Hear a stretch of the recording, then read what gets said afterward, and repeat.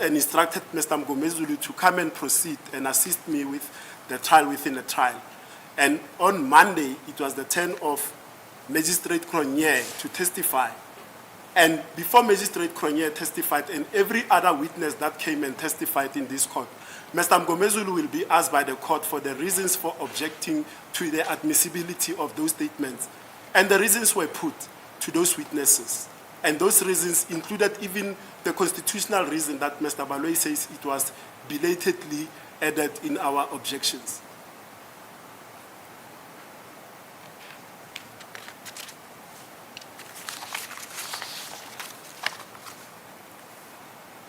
Now, with that elephant out of the room, my lord,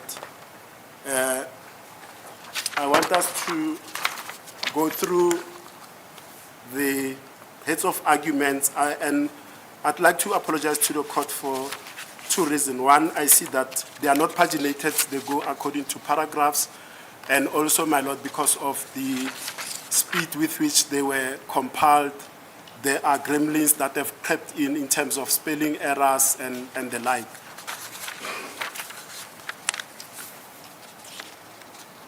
Now, with respect to the admissibility of Exhibit FF, which will be my paragraph 6, my lord, regarding accused number 1,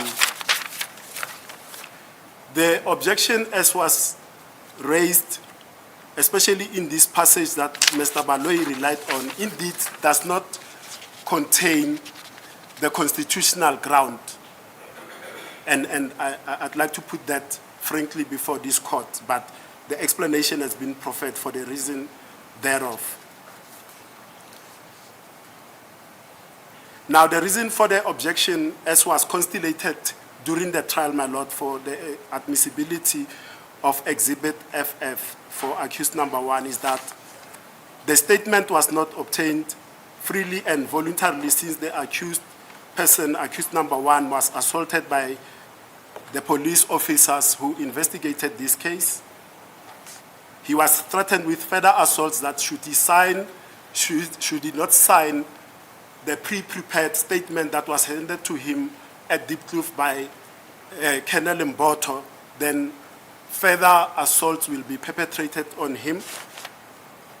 And also, he testified that he was not informed of his constitutional rights from the morning or the day he met Sergeant Mogola at Tembisa, together with Sadiki and Buthelezi, throughout the duration of the day until he is presented at Colonel Rapadu at 21:45 on the 30th of May 2020 in Diepkloof, SAPS.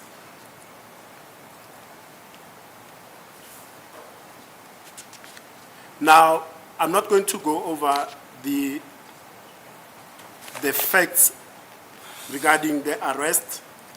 Suffice also to say, my lord, that accused number 1 disputes the evidence of Mogola and Buthelezi that the police officers that were involved in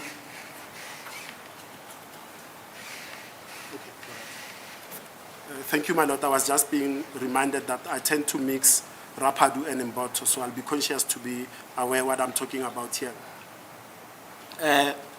He disputes that he was arrested by 3 officers, namely Mogola, Buthelezi, and Sadiki.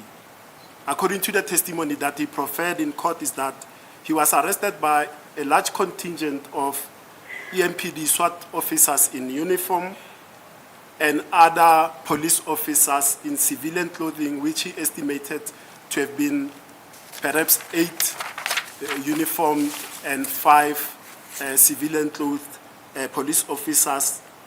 And the ones that he later came to know their names are Mogola, Sadiki, Buthelezi, Maphumulo, Monareng, Mabena, and Ngamani. Sorry. Is it a factual statement that he was arrested by 13 police? It is not factual. That is testimony, my lord. We don't have records to show. No, I just want to. Normally, there should be an arresting officer. You can bring the whole army. Yes. But there's an arresting officer. So if there are 13 police, are they all arresting officers? That's all I'm asking. They all descended on the scene, but it will... Are they all arresting officers? I'm coming to that, my lord. It will look like, according to the testimony of Mohola, she was the arresting officer. Okay, and according to your client? According to my client, the person that actually affected the arrest was Mapumulo. Okay, fine.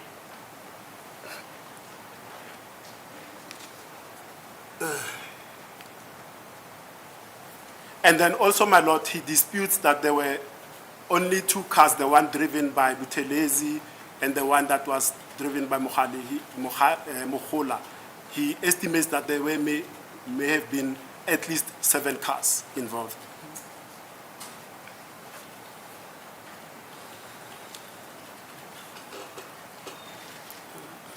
Now, all the police officers who are involved with the arrest of accused number 1 denied that he was assaulted, and they maintained that stance in the evidence given in court.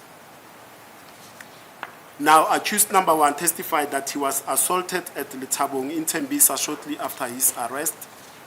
He was then taken to Fosleras next to a municipality building that houses the court, the police station, and other offices. And further, he was assaulted at Diepkloof. Like I said, my lord, I'm not going to traverse those facts. They are in record. Now we come to Exhibit FF, which is a document labeled Confession and Admission. And it's the document, the pro forma that we have looked at, and the annexure that still has to come, should it come, that was completed by Colonel Mboto. Now that pro forma is Exhibit FF, and it has certain preliminary questions that the commissioned officers must go through with the deponent or the suspect. And amongst those questions, at question 3 is whether or not the deponent has been assaulted or threatened, to which the accused number 1 answered in the negative. Now, question 7.1 of the pro forma, it asks the following question: have you previously made a statement to any police, to any person in respect of this incident? The answer is yes, to the police who arrested me. And then 7.2, if so, to whom, when, and under what circumstances? The answer is under normal circumstances. And then 7.3, why do you wish to repeat the statement? The answer, they told me not to talk in details. They will arrange somebody else to obtain the statement who is not participating in the investigation.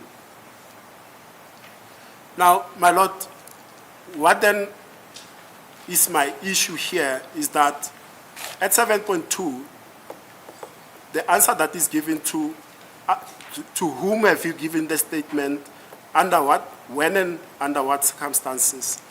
The reply thereto is under normal circumstances. I submit, my lord, what the question wanted was the background to how the statement was made to those officers. Where, when, and under what circumstances. And my submission is that Colonel Mboto does not pursue this question further because it's an ambiguous question. He does not elicit what normal conditions the accused is referring to, because contextually, if you say under normal circumstances, it's vague. We submit.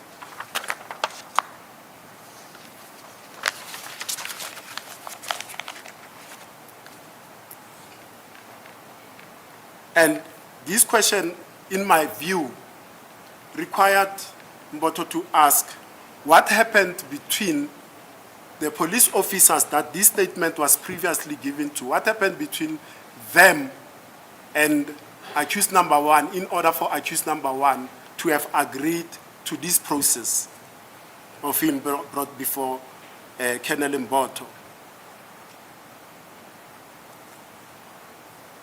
Now, in further elaboration of this, my lord, and it's a concern that we see regularly when we are involved in matters that involve trials within a trials and admissibility and denials of statements being made, is that prior to a suspect being brought before a commissioned officer, this question will be asked and it will be noted.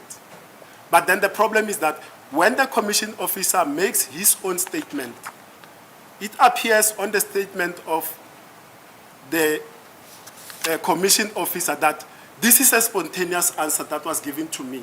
It has never been given to anyone else. Whereas this answer was elicited before, during interrogations that do not form this part, that are not disclosed to that commissioned officer, that, by the way, I was interrogated first by Mohola at Vusimuzi Hostel at the gate, according to her, which is disputed by accused number 1. I was then taken to Litabong, interrogated under coercive circumstances where I was assaulted in the following manner. I was then taken from there to Foslo Ras, where I was further interrogated by Brigadier Gininda in the confines of a car, where I've waited for him for 3 hours in handcuffs that were injuring my wrist. I was swollen. So those circumstances, when you look at this answer, it says normal circumstances. So nothing happened because no response, further response is elicited from the accused person when he says under normal circumstances. Those we submit, my lord, are not normal circumstances. And this is not a spontaneous answer that is given for the first time to the commissioned officer. It's been given to other people under, as we submit, under very coercive circumstances. And also this answer in 7.3, it creates an air of suspicion that accused number 1 was told what to say at Mboto. And I repeat the answer again. He says, they told me not to talk in details. They will arrange somebody else to obtain the statement who is not participating in the investigation. There's an air out there, my lord, of suspicion that what we are told by Brigadier Gininda, that without much ado, you say to accused number 1, I've got a reason that you are a person of interest. And accused number 1 says, yes, I've always wanted to take the monkey off my back without anything further. We submit that cannot be, my lord.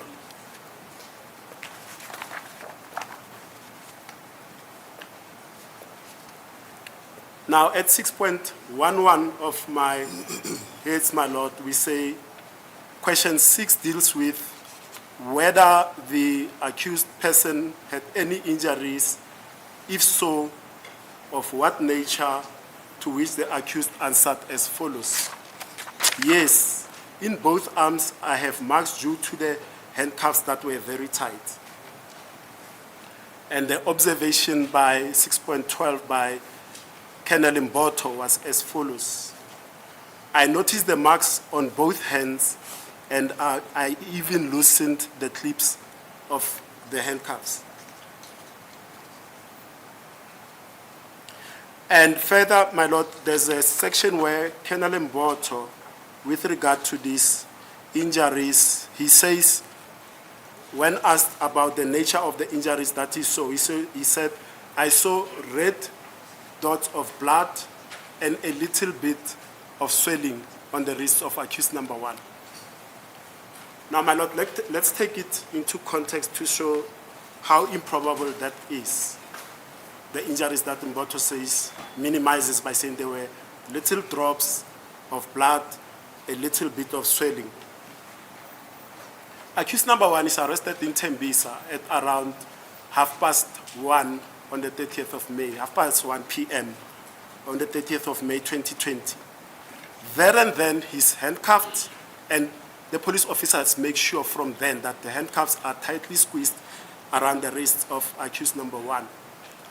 At the time he is presented to Mboto at 21:45 p.m. on the 30th. He has been in those tightly squeezed handcuffs for 8 hours plus. And there's a reason why Mboto says, I loosen them up. He's a police officer. You can see these handcuffs are causing injury, harm, damage to accused number one. So my submission is that Colonel Mboto, as a police officer, he's minimizing the injuries that he actually observed, because accused number one says, my hands were swollen and I was bleeding from my hands. It was not a little bit, it was not little bits of droplets of blood. And my Lord, I'm going to ask the court to take judicial notice of jurisprudence that emanates from the UN regarding the use of handcuffs as a means of torture. And literature says the prolonged use of handcuffs and other restraints is a means of torture. Accused number one says, in Tembisa, when I was arrested, made to lie down twice, first time, Mapumulo lifts and leverages me up with the handcuffs that are tightly squeezed. I don't have to be accused number one to imagine the excruciating pain when your body is only leveraged. You are lifted up with the handcuffs at your back.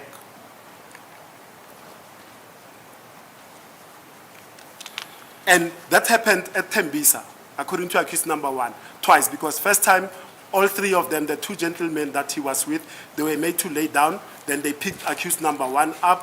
Who are you? I'm Muzi Sibia. I'm from Kwamatabatini. Lay him down, pick these ones up. They are not restrained. Whatever happened to them happens to them. He goes on the ground for the second time again. He's leveraged, lifted up with those handcuffs, with his hands at the back. So from there, assault and torture, in this manner, it is my submission, my Lord, begins. Now, as they testify, both accused number one and two kept on showing the respective interpreters that to this day, I still have marks around my wrists. Now, if we minimize that to what Advocate Baloyi said on Friday, that the marks that were there were tantamount to a mark left by a watch, a strap of a watch. I'm wondering, my Lord, what watches are they making these days? What watches with, remember, the makeup, my Lord, of the handcuffs. They've got these parts that, these serrated parts. They are double layered, these bracelets, double layered, hollow inside. Whenever they are squeezed, my Lord, a number of things will happen. I'm not a medical expert by any stretch of imagination. But you are testifying to that now.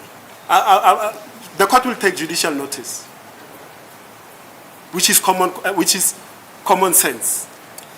But you are not arguing that when he was lifted in these cuffs, it was intended to induce him to make a confession. No. I've never heard any one of you saying that.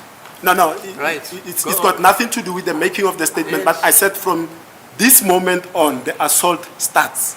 Because you are softening up your target for later. Fine.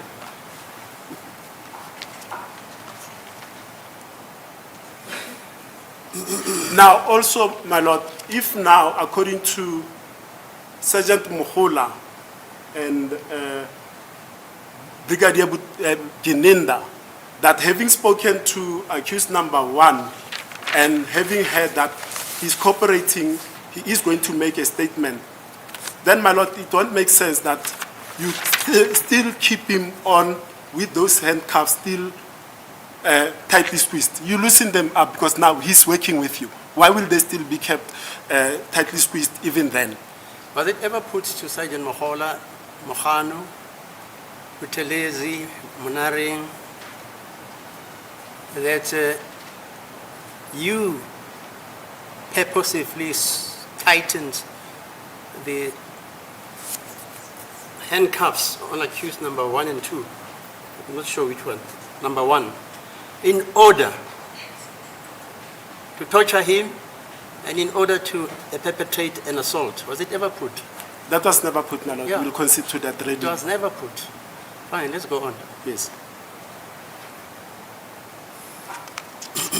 Now, also, my lord, this issue of the injuries to the wrists, then it proceeds. Where does it go? It goes to the OBs that were Exhibit NN, in particular, Pretoria North, in the morning, 1:40 a.m., when accused number, not Pretoria North, I'm sorry, my lord, Valeria, SAPS, when accused number 1 is booked.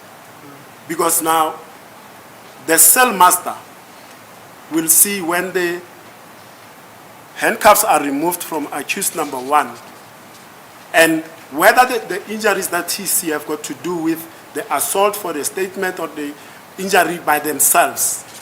These are the injuries that somebody who removes the handcuffs, who takes somebody to the cells, will find hard to miss, my lord. So the entry in Exhibit NN that says accused number 1 is received without visible injuries cannot be true, my lord. How can you miss those injuries on the wrist where you remove the handcuffs? Because somebody doesn't go to the cells with the handcuffs.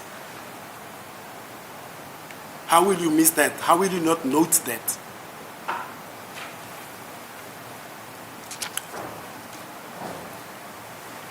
Now, the evidence of accused number 1 is that on all 3 occasions where he was assaulted, be it Letabong, Fosloras, and Diproof SAPS, the main mode of assault was a clear plastic bag covering his face, nose, mouth, up to the neck level so that he cannot breathe, with somebody pulling that plastic bag from behind and somebody holding him so that he doesn't move. And my lord, also the court will berate me that I'm not a medical expert, but with all due respect, my lord, what sort of visible injuries would we expect to see from a plastic bag pulled over somebody's face? And what sort of injuries would we Well, see? he was kicked by 13 men, remember? He was kicked and assaulted, choked, tubed, etc., etc., etc. My lord, with respect, I think during Mr. Mgomezulu's leading of accused number 1, the court vividly asked, who assaulted you? And the names that accused number 1 mentioned, and offhand, they don't come to me, but I remember he mentioned Mohola, Butelezi, and he never intimated that all 13 participated in the assault. He said they were present. We all drove to Litabo. We all drove to Fosloras. Okay, but he fine. doesn't intimate. But at least it's more than one. At least it's more than 1. Okay, fine, let's go on. My lord, I also submit that it will be pure speculation and conjecture in the absence of a J88 detailing the injuries, because only a medical expert will detail the injuries that were perpetrated to an accused person who was assaulted in the manner that he alleges. So my submission is that it will be speculation. We don't know how he was kicked, where he was kicked. Well, we know he was kicked with booted feet, for instance. But the pressure, how those kicks were, we He don't says know. he was this. kicked all over his body. Yes. And by his own testimony says, the ill effect thereof was, my body was sore all over after this incident, and also whatever feelings he had from the suffocation.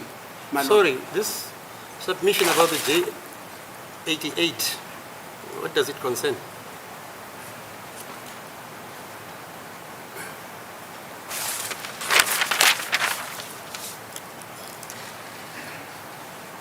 Sorry, my lord. The J88, you're saying it is only through the agency of a J88 that you can establish what sort of injuries a person sustained. Yes, my lord. Is that the law? My lord, in terms of detailing the injuries to a suspect or a victim, what I know in South Africa is that the person gets taken to a doctor who completes the Yeah. J88. Yes, it must be taken to a doctor Yes, after laying a complaint at least. yes, Normally, yes, because that's the commencement of criminal proceedings. yes, Yeah. Mokgotleng says, Ramosepi kicked me, choked me, etc., etc., and I intend laying a complaint. yes, Then the police are going to say to you, fine, make your statement. Thereafter, they take you to the district surgeon or a doctor yes, in a hospital. yes. Yeah, that's the procedure, my Yes. indeed so. Okay. Yeah. Now, also, my lord, we just briefly touch on what, I'm not sure about his rank, Mr. Swanepulu testified in this court about the procedures pertaining to the reporting if there's a complaint of assault or any other abuse, maltreatment of the conditions in which you were caught. My lord, my submission is simply this. The national instruction speaks about an ideal. We are talking about reality. We are talking about South Africa 2023-24. This is not an idealistic world whereby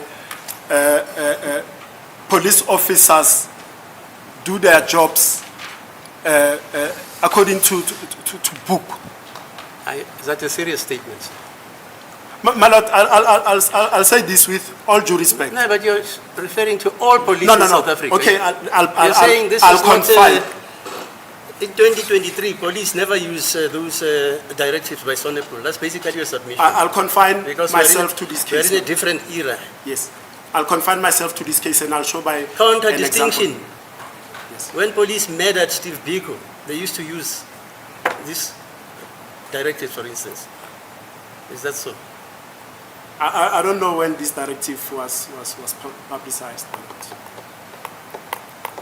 I don't know even whether human rights were applicable as to the conditions. Yeah, of we know your cell apartheid and was whatever. bad, terrible, but there were certain minimum standards applicable.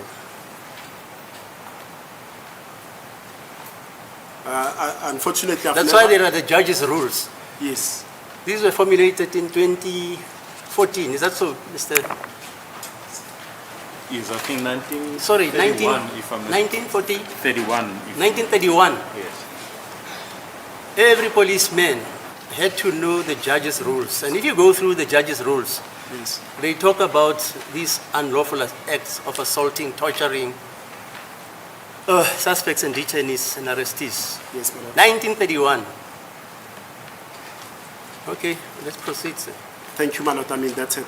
Now, my lord, also the gravamen of the state's complaint against the allegations of assault by accused number 1 and 2 in particular are that no reports were made to, for example, in this case, to Colonel Mboto when the accused had the first opportunity to do so, at Villaria when he was booked in, and at the first court appearance in Tembisa and the like. Now, with respect to Villaria, under the evidence in chief, accused number 1 testified that, in fact, in the morning, he did report to an officer that the persons that brought him, i.e., Mohola Buthelezi and the company that brought accused number 1 in the early hours of the morning, had assaulted him. And that police officer said, okay, I'll go to the registers and check who brought you. And upon perusing the registers, he comes back to accused number 1 and says, listen, this is the National Cold Case Unit. Those people that brought you here are far more superior or senior than me, and I'm paraphrasing there, my lord, so I cannot help you.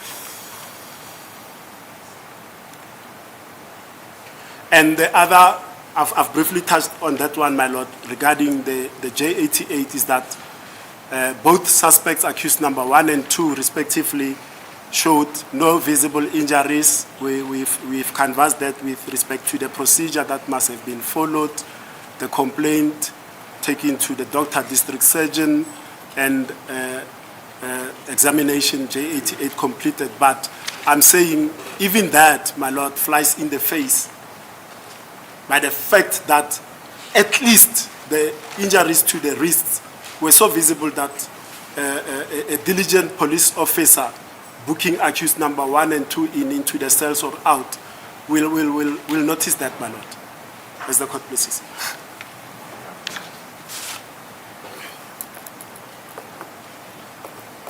For example, my lord, Colonel Mboto says if accused number 1 was brought to him and he says he was assaulted at those 3 places that I've mentioned, the police officers are fit people, he could have made it at this place with an ambulance. Now, my lord, that's a curious statement to make as a police officer. Tacitly, what is he saying? Is he saying we assault but we are sophisticated, we don't do something like this? What is he saying? No, tacitly he's saying he was never assaulted. That's the only inference you can draw from that remark. My point is different. Tacitly, okay, fine. Yes, he's saying we can assault but we do a better job than this. We don't assault people to a pulp.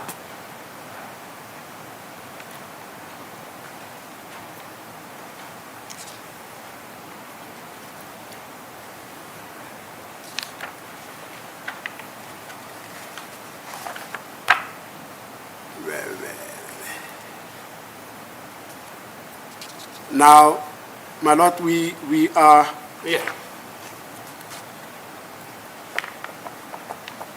at a point now where accused number 1 is now interviewed by Brigadier Gininda at Fosloras, and having spoken to him, and he forms an opinion that what accused number 1 is telling him is something amounting to confessions, he says, to the team of Mohola that was supposed to go to the hostel with accused number 1, that there's been change of plans. We are going to Deep Kloof now, to Colonel, not even Deep Kloof, Malot. He says, I'm going to make arrangements for accused number 1 to see an independent person to take a statement from them.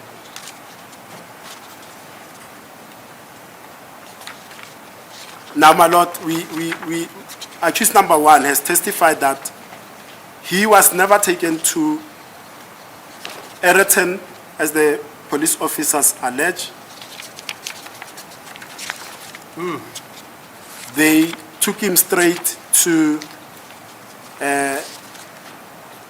Deep Kloof, where the assaults perpetrated upon him, especially the plastic bag tubing, continued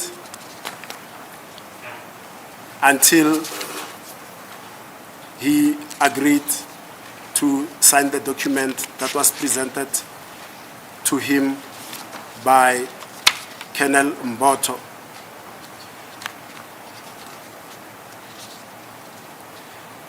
Now, my lord, that aspect of Mboto, we've covered it with those paragraphs at the beginning. But what is of essence is that, according to his testimony, accused number 1 says, as they are leaving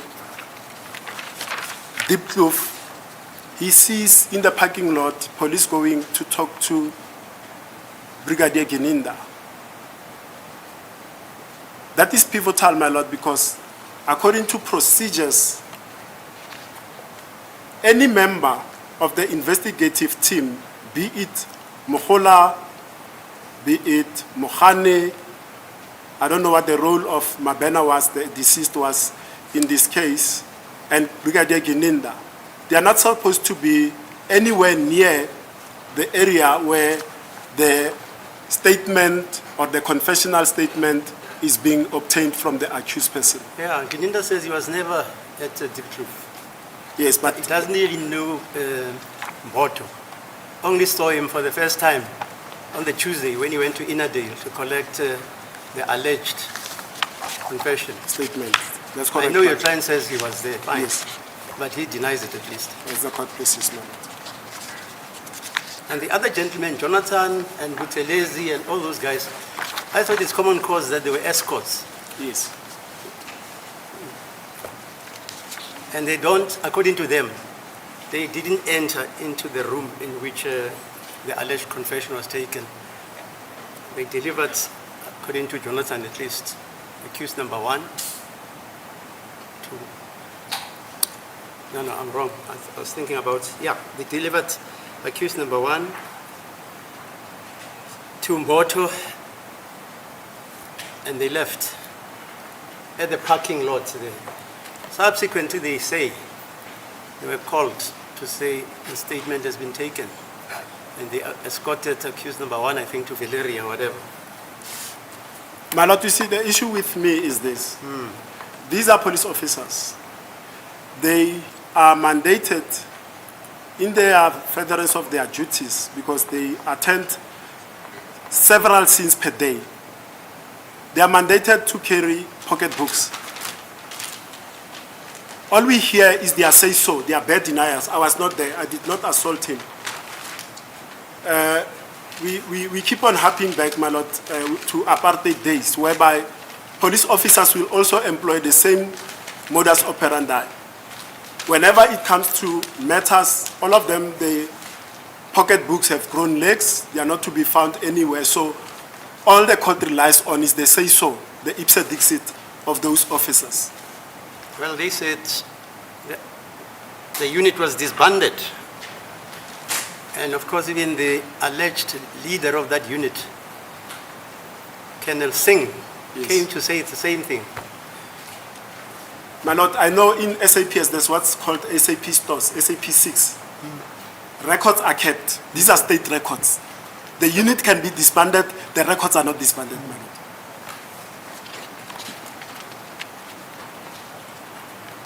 Now, my Lord, But are you seriously alleging that if a policeman assaults a detainee, yes, he's going to write in his pocketbook at 6:30 p.m., I assaulted Rata Mokhatle my Lord, in a pocketbook?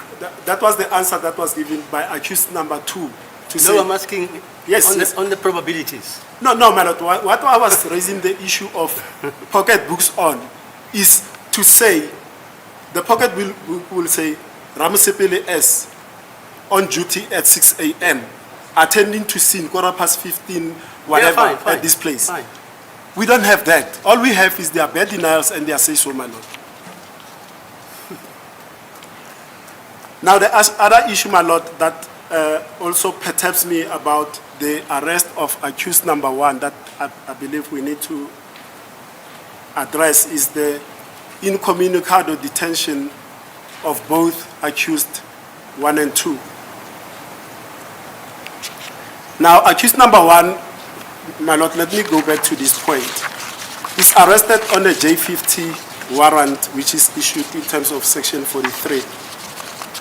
The J50 warrant emanates from a Tembisa matter, 217 of 3/2019, which is the dealing in drugs or possessing in drugs.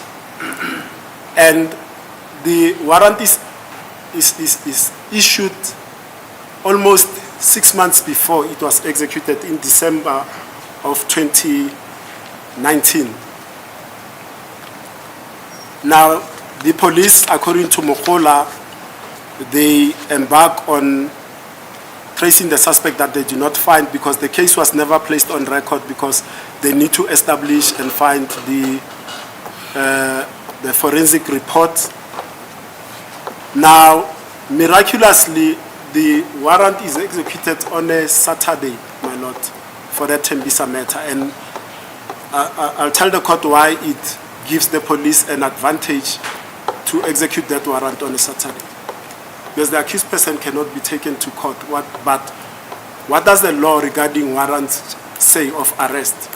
If I'm arrested on a Tembisa matter, be it a Saturday or a Monday, if the court is out of working time, it's after 3 or after 4, whatever the court time knocks off. I must be taken at the police station in Tembisa and be left there alone until I appear in court and the issue of the J50 is ventilated by the court that issued it. Yeah, you're correct, but you're not quite correct in terms of the law. Yes, my lord. I've brought urgent applications 1,000,000 times Yes, my lord. of a guy like him being arrested Yes, on a Saturday, yes, even on a Sunday, yes, and you argue that there's no just cause. You sometimes succeed. yes.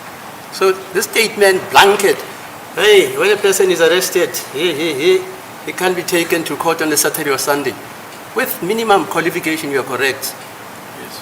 But we all know that's what you call an urgent application. And I know some 5, maybe they ended it 3 years ago.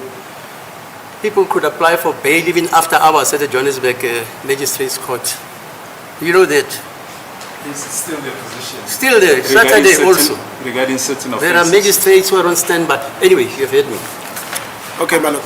Now, what I'm saying is, in terms of the J50 warrant, because this one was not an urgent one, Yeah, it's fine. sitting with the hands. No, I of take your the point. court. He was supposed to be taken at Tembisa until that warrant is ventilated on the first by the court that issued it.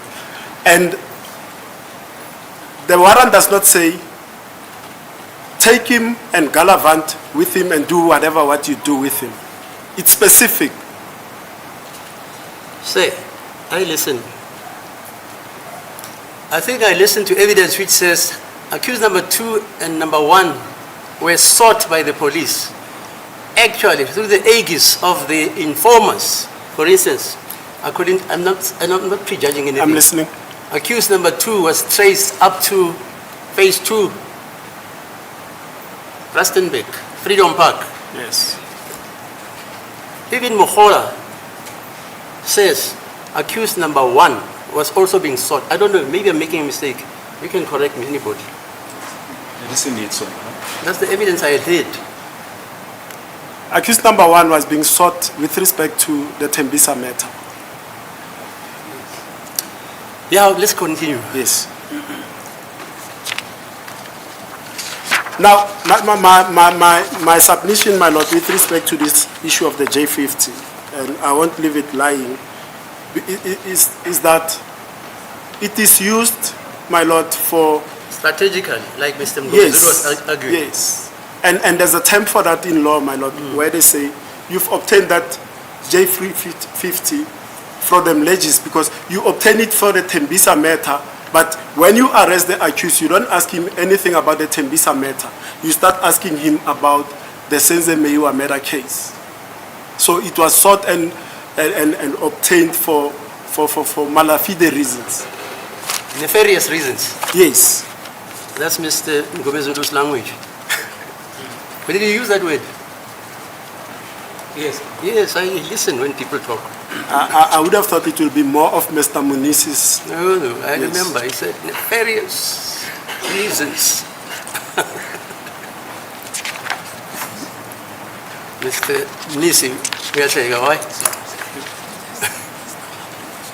Let's share the joke.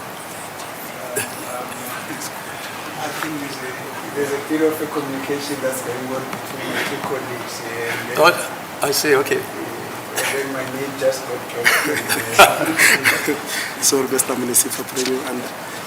Now, my lord, the incident pertaining to the traditional healer, I submit that the aim of this trial within the trial, my lord, is very circumscribed. It's what is called a mini trial. Mr. Lionel Zwane testified in the main case. I'm not going to touch it here because it forms no basis for me doing so here. Now, the other aspect is Exhibit GG, which is the pointing out Ramaput. by Lieutenant Colonel Hadebe. Oh, sorry. Yes, it's labeled the notes on the pointing out Yeah, the of a pointing out, scenes okay. and or points. And as well, we say this pro forma has got certain preliminary questions that the commissioned officer must go through with the suspect. And at question 3 thereof, my lord, it says, the question is, what were the exact words of the member of the force when he approached the officer to take charge of such a pointing out. And then the answer is, can you please obtain a pointing out in my case? Now, my Lord, I'm going to submit this here, and with all due respect, my Lord, this is not codified in any of the procedures of the SAPS, but through practice of the SAPS, in order to sterilize the involvement of the investigating officer and to keep the purity of that confession taking statements or pointings out or admission taking statements, the investigating officer must be far removed even from the arranging part of these procedures to take place. Alberton. I say he was in Alberton. Yes. So he should be somewhere else. No, I'm not saying he was present there, but him communicating to say to Hadebe, obtain a pointing out in my case. Where is the Ginanda stationed? I think at the time he was at Araten, but he also mentioned national office. I'm not sure, man. So he phones a gentleman in Alberton. Yes. You should have phoned a guy in Bloemfontein, for instance. No. Like I'm saying, my Lord, it's not codified in any of the procedures, but it says the investigating officer, once he's got this information that certain of the suspects in the case that he's investigating, he must then phone his commander, for his commander to make the arrangements himself so that the investigating officer does not speak to these people. Because, say for example, my Lord, and I hear you. I'm leaving it there. He says, I want you to do a pointing out in my case. I wish to be the fly, my Lord, between the two walls. What else is he saying to Hadebe that we are not privy to?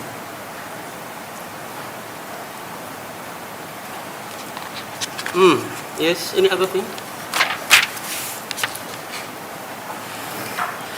Also, my Lord, at paragraph,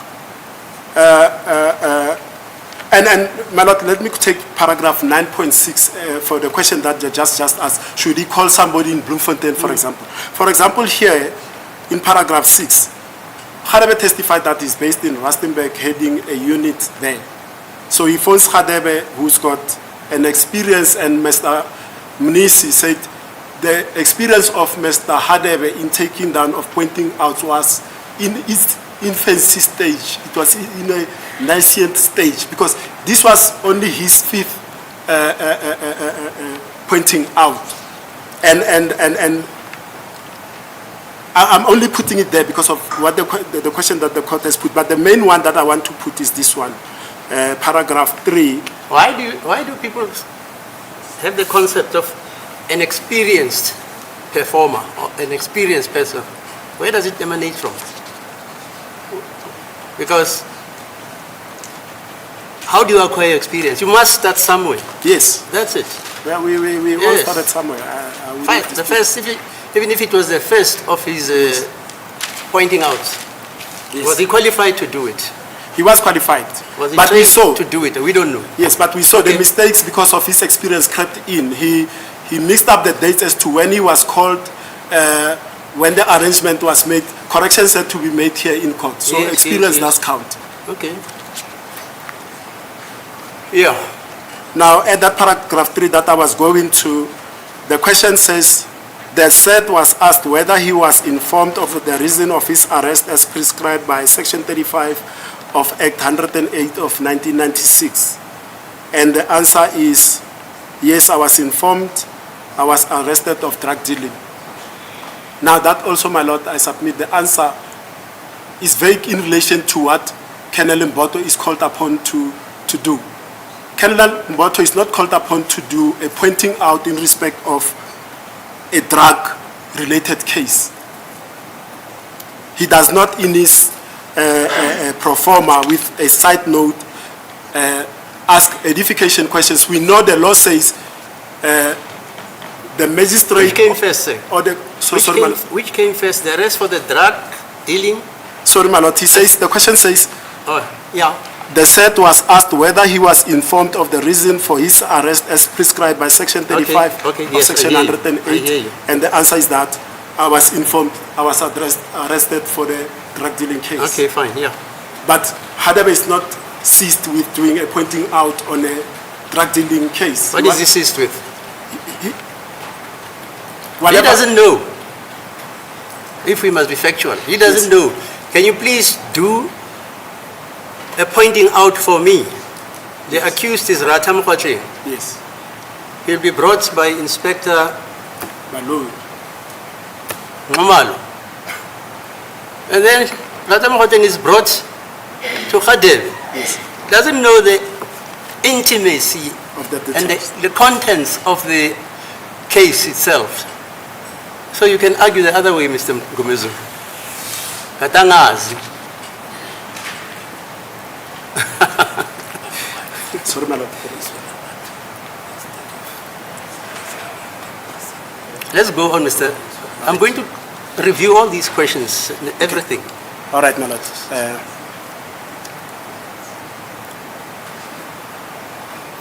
Any other aspect? Yes, yes, my lord. I'm just going through my notes. And also this issue of accused number one saying he according to Gininda, he elected to point out, we vehemently and Yeah. submit that he said to Gininda that he wanted to point something out. The pointing out scenario came out when Gininda by himself said, I was questioning accused number one whether he wants to make an independent, a statement to an independent officer and further. No, that's not whether- the evidence. The evidence is Mokolejo, who was effecting the arrest of accused Yes. number one, allegedly telephoned Gininda Yes, to say accused number one, he's making certain admissions. yeah, certain Yes. admissions. Yes. And then Gininda says, okay, wait, go to the First Loras police station. That is the evidence I listened to. Yes, but didn't Gininda at first Loras himself then interrogate? Yeah, but you are accused- giving the impression like it's Gininda who acted on his Mero Moto initiative. No, he was advised by a junior Yes, officer. but I've already laid the basis for that. Okay, That's why fine. when I jump here, I didn't Okay, want to lay the fine. basis again for All that, right. my lord.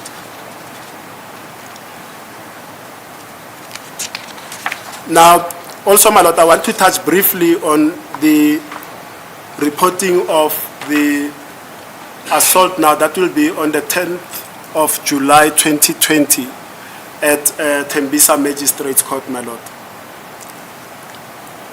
And my lord, we have the debate even during the giving of evidence that accused number one had instructed his legal representative to say that he was assaulted by the investigating officers of this case. But I'm not going to go against the record of Tembisa, which recorded that the accused says he was assaulted by police, SAPD, Silverton, and that he wants to be transferred to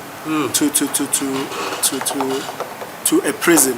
My lord, what I want to say in respect of this is the following. Whether or not the accused said I was assaulted in Rustenburg in Tembisa, it was incumbent upon the magistrate because they are the overarching overseers of the constitution. There was an attorney there, remember? Yes, And the magistrate, according to the record, told this attorney, you must go and prefer charges. And you know what?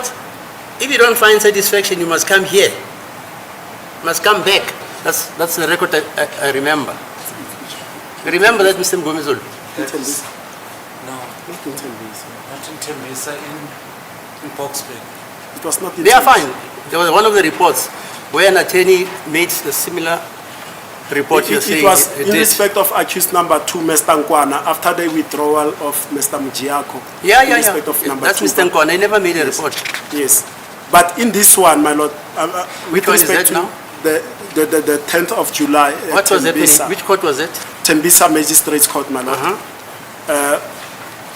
My submission is that whether accused number one had said to the magistrate, I was even assaulted in Rustenburg, it's incumbent upon the magistrate to investigate the circumstances of that assault. Because, my lord, my submission is this.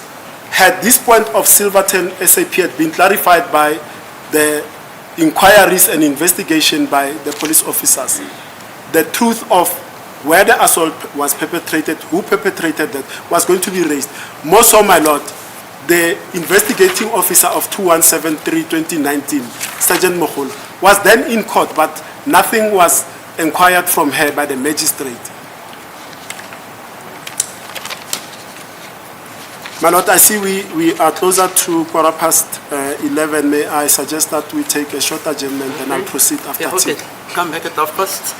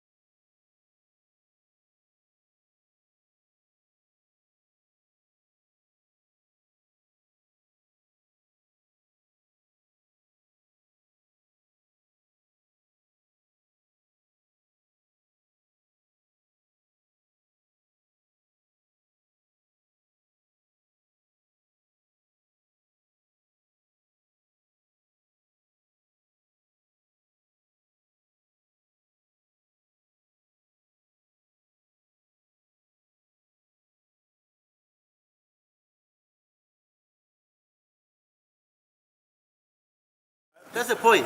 Yes. And just because this judge has shut up, you continue. Because with number one, he said he's firing you. Yes. And then now you make submissions on his behalf. What must I make of those submissions? And you tell me, no, we're defending these guys as a group, as a team.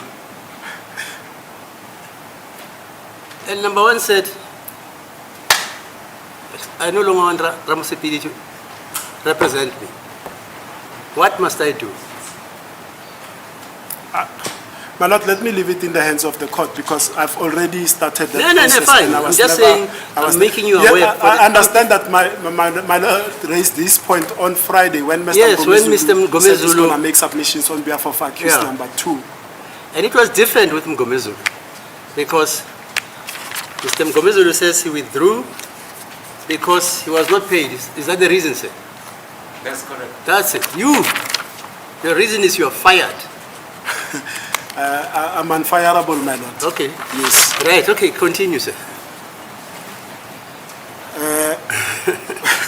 With respect, my Lord, to those photos, Exhibit GG, Yes. 1 photos, number 1 to 7, that was the pointing out taken by Sergeant Mapakela, and 26 to 31, Yeah, it's 1 to 1 to 7, 7 and 30, 1 to 26, 30, 26 to 31, my Lord. 26 to That is 31, yeah, right. the post pointing out. And That's it, yeah. we were informed that, my Lord, the purpose thereof was to show in future, should allegations that there were assaults, the photos were taken for the purposes of showing that there were no assaults, my Lord. My Lord, with all due respect, those photos I submit are of poor quality for the purposes for which they were taken. Okay, fine. They are too grainy, too far. There are no close-ups of the body to show whether there were any bruises, whether there were any cuts, my Lord. And with the dark-skinned as well, color of accused number 1, it makes it difficult without close-ups, my Lord, to see any Okay. bruises thereon. Is that the same sentiment carried by Mr. Baloi? That these photographs are useless? It was never the photographer, President Mapakela testified, it was never put to him. I see, okay. Now, my Lord, the other point that was raised by my learned colleague was accused number 1 on the pro forma made certain corrections to say that, to show that perhaps he was not swayed or to show that the Is it officer on the was... pro forma or on the statement itself also? I think Advocate Baloi, if I should not misquote him, he referred to paragraph 13 as well, but also on the pro forma. On the pro forma. Now, my Lord, in my examination of Colonel Mboto, I asked him whether he familiarized or asked accused number 1 of his highest standard at school, and he says he told me that he did lower levels. I don't want to embarrass him, so he practically does not have serious formal education. Now, my submission in this regard is that how can somebody of that low level of education make corrections on a semi-statutory form that is written in legalese, not in English? Are you saying it's impossible? It is, my Lord. I know we had a president who only had standard 4. That's a good example. Very He's got good. reports with Yeah. other president, dignitaries. You learn on the job. He learned on the job his English as well. And he ran this country for 2 terms. And then he was also an MP, Minister, MEC for Economic Affairs in KwaZulu-Natal, etc., etc. I can quote 2, 3 other guys in the cabinet who are just like that. I'm not casting any No, aspersions to same. my Even client. with me, I'm not. I'm just Yes. saying this notion of saying if you haven't gone to recite A, B, C, D, E, F, G, Yes. then you're not educated. No. There's a difference between education and cleverness Oh, and I see. smartness. There is. All right. What do they call it? The guys who want to bring about the the Africanization. They don't call it that. The Africanization of knowledge and education. Yes. What do they call themselves? The gentlemen and the ladies? We even discussed it some while here in this court. Yes, Yeah, the yeah, term is yeah. just escaping me, my lord. The indigenization of Yeah, indigenization yes. of knowledge. Yes. I don't know how Especially in relation to that Cape, Western Cape Court, my lord, where the forensic terms were difficult even for the interpreter himself. Yes. So Okay. that is my submission regarding So that. your submission is that this gentleman, your client, accused number 1, He was instructed to just make initials next So you're saying to the marks. he can't write, he can't read. No, my lord. What are you saying? He can write a bit of isiZulu. He understands isiZulu, my lord. Yes, those he can write. I cannot say Okay, with fine. English that And he can write. sign? He can He can sign. initial? Yes, he can initial.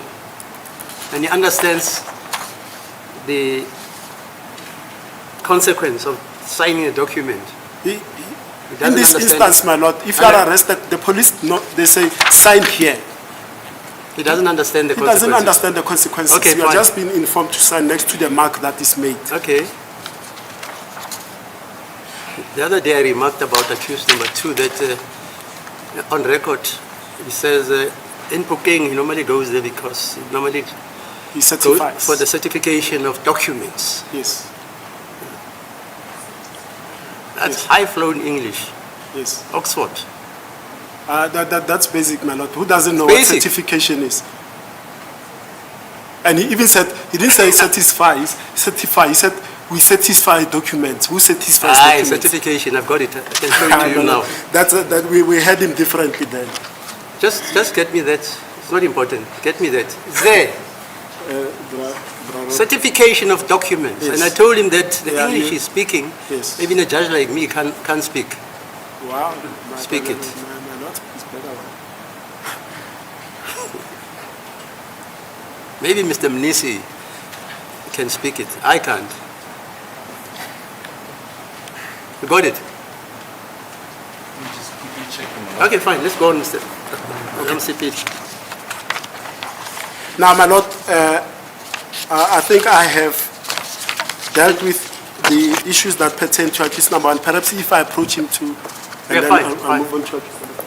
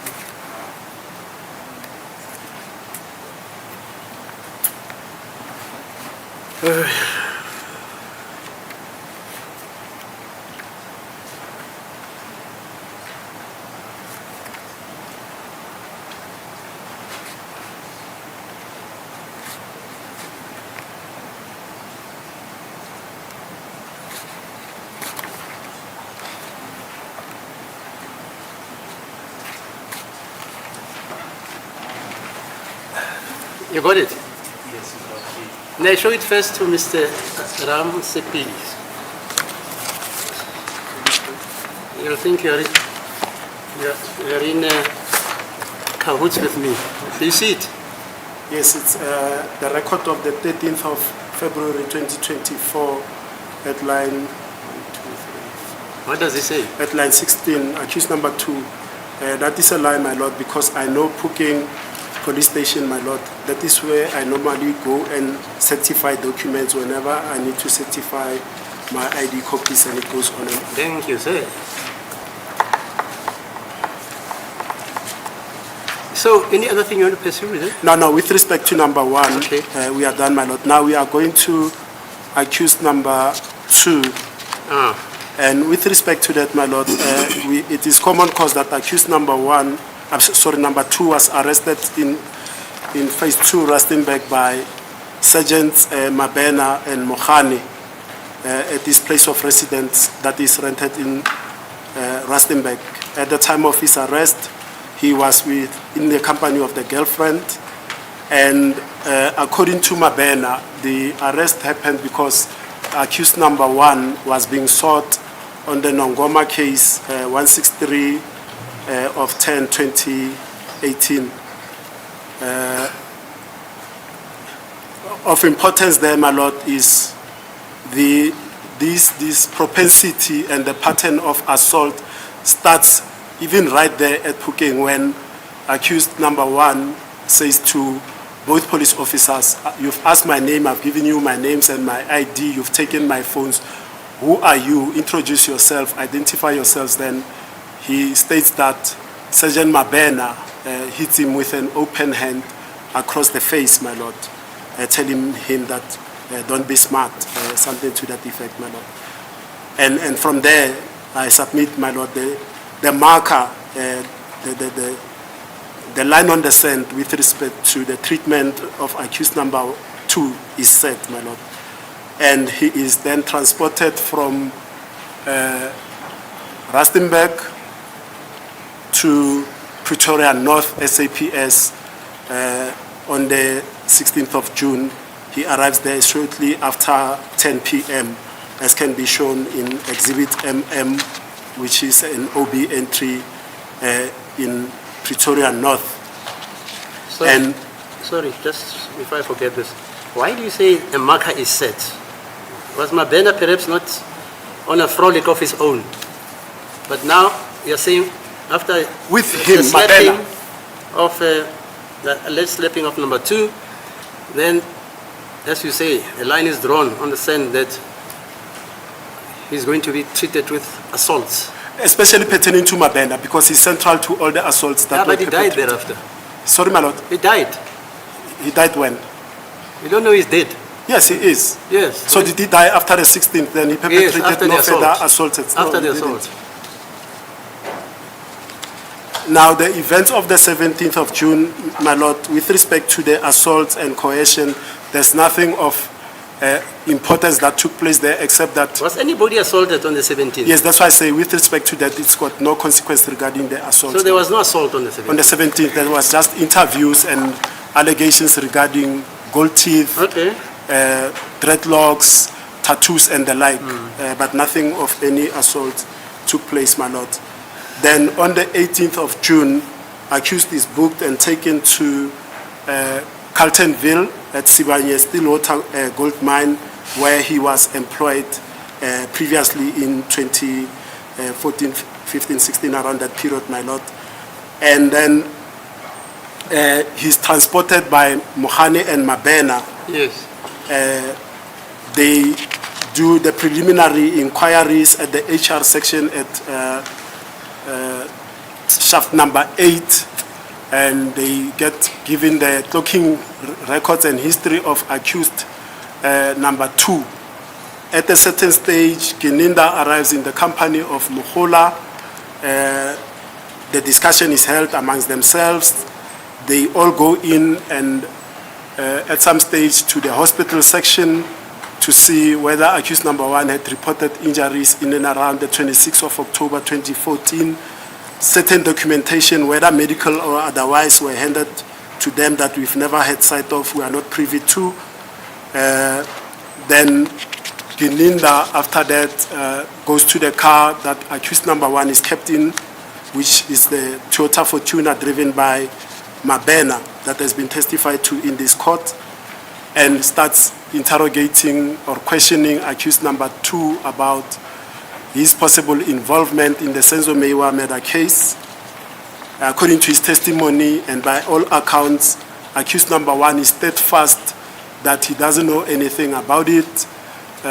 He's even confronted by evidence that emanates from the main case, the ID kit. He says this is mistaken identity. Then, seeing that he's hitting his head against the rock, Brigadier Gininda stopped questioning accused number 2. As he's leaving that motor vehicle, he says one of the officers that he was with, that he's never identified in this court, calls him to say, accused number 2 wants to speak to you. Then he goes back to the car, warns him of his constitutional rights, and say, let me hear what you are saying. Why did you call me? accused number 2 says, the lies don't work for me. I want to tell the truth, which is vehemently disputed by accused number 1. I mean, accused number 2, sorry, my lord. Now, my lord, we say that assertion by Gininda that having tried by all means to elicit some sort of admissions from accused number 2 and having failed, what are the probabilities, my lord, that accused number 2, he has successfully rebuffed any allegations to link him to this horrific incident?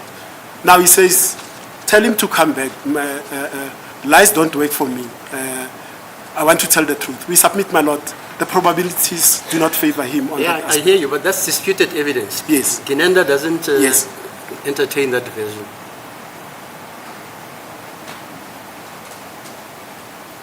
And further, my lord, I mean, we've seen, understand the memory of Gininda to show that this assertion does not have any substance.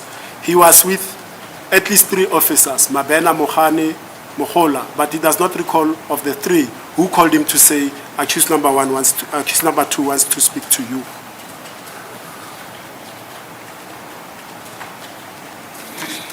Now, accused number 2, as we say, my lord, vehemently denied that he made any admissions or any statements that may be construed as confessions to Gininda, and he denies that he called Gininda to come back and he talked to him. But Gininda says after talking to accused number 2, he then tells him not to proceed further. He will arrange for him to meet an independent person to take the statement from him. Accused number 2 agrees, and Gininda and Mohola then leaves the mine complex in Sibanye gold mine. Now, crucially, my lord, according to the AVL report testified to by Mr. Dupree, he testified that the Toyota Fortuner that accused number 2 was transported in was at the mine complex for a period of 7 hours. That period, my lord, it's crucial when we come to what we term the torture of accused number 2, which I will come to towards the latter part of my submission, because, my lord, accused number 1 was asked whether when they booked him in the morning, in the morning of the 18th of June 2020, he had anything to eat, breakfast. He said he never did. And there's no evidence before this court that in that 7 hours at the mine complex, accused number 2 was given food, drink, or water. And furthermore, my lord... Yeah, but the critical question is, yes, did all those guys, Moholela, even Mabena, if he was there, did they eat themselves? They themselves, did they eat? On the probabilities, as you argue. My lord, the point is this. My point is this. According to the act that governs the prison guards, there are certain periods where the accused must be. They are in the field, Mr. Yes. Ramsepi. Yes. They are in Carltonville. Yes. Now, I'm posing a rhetoric question to you. Yes. On the probabilities, as you're arguing the contrary, Yes. did Mabena, Mohona, and Moholela eat for 7 hours, or they didn't even drink No water? evidence did was they? led, so, my lord, Hello? I'll be misleading the court if I Yeah. give an answer either way. No evidence was led in this court, my lord. I can't venture into speculation. Okay. Now, my lord, I was at the point where now Brigadier Gininda, Sergeant Mohola have left the mine complex. Later on, similarly, Mohane and Mabena, they live in the company of accused number 2. Let me pause it here, my lord. Also on this aspect of the 7 hours at the mine, accused number 2 has testified that bar for the period where he had to go through turnstiles, the entry gates that rotate, his handcuffs were taken temporarily, but other than that, he was in handcuffs throughout this period, and also those handcuffs similarly were tightly squeezed around his wrist, my lord. Now I take it on, my lord.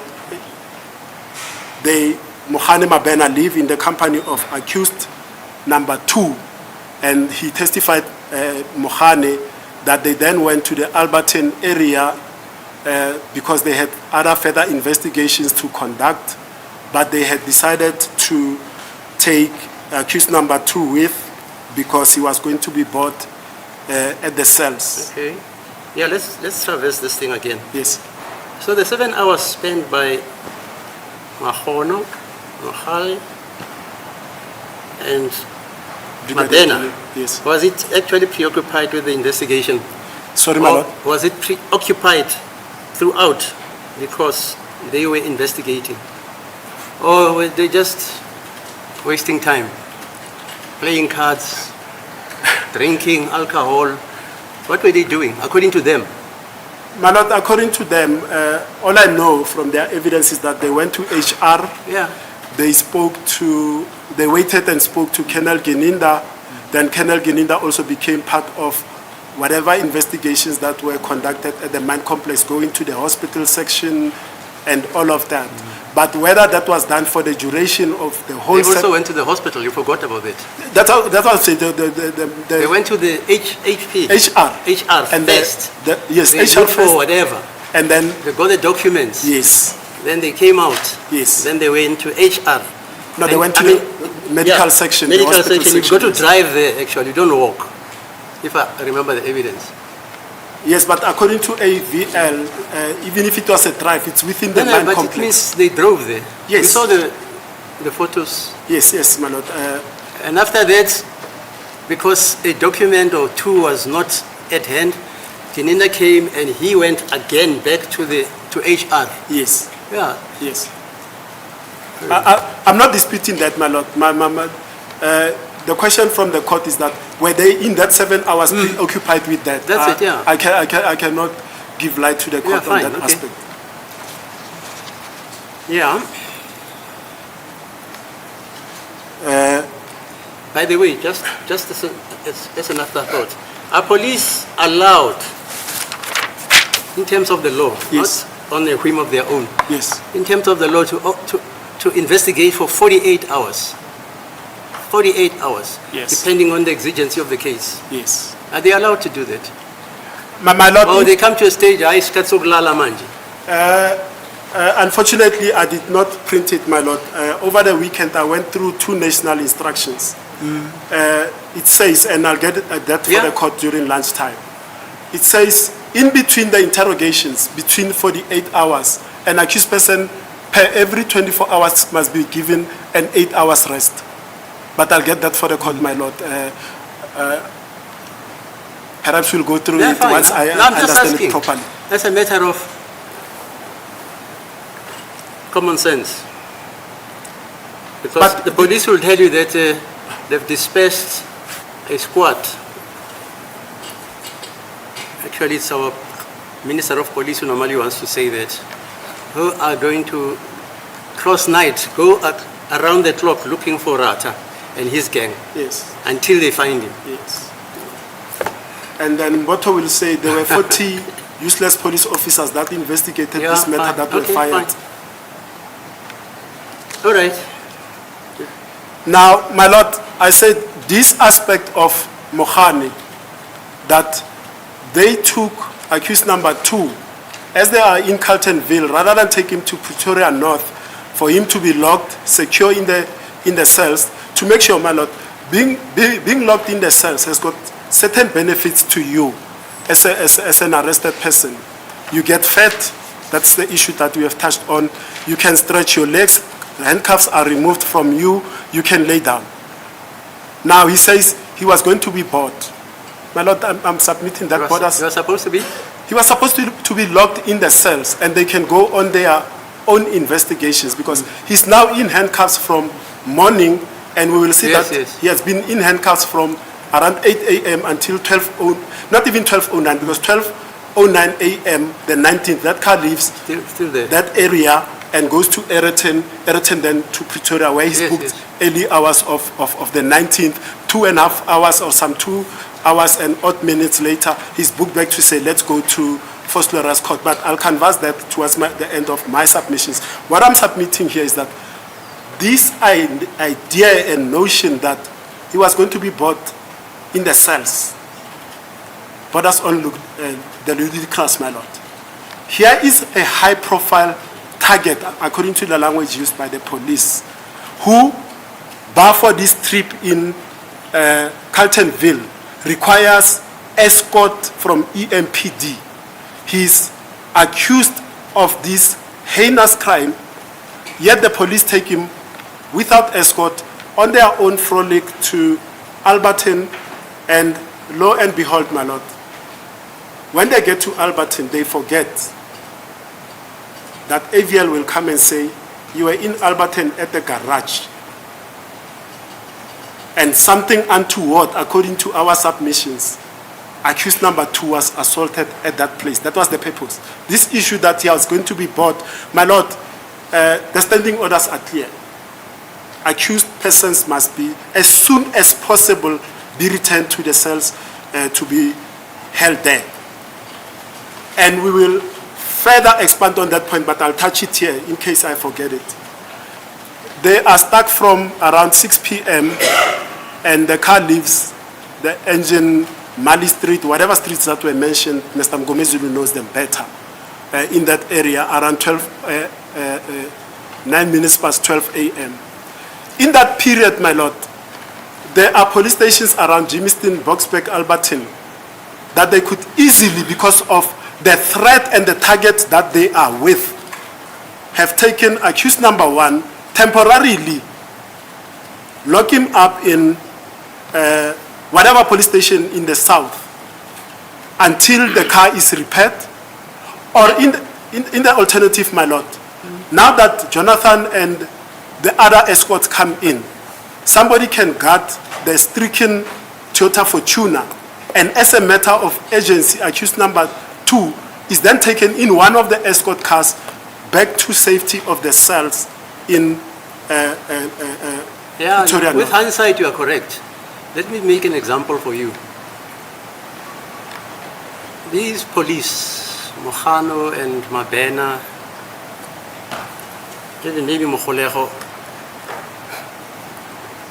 instead of phoning a police station in Nongoma to say, go and check this number, what is that school where accused number 2 is supposed to be residing?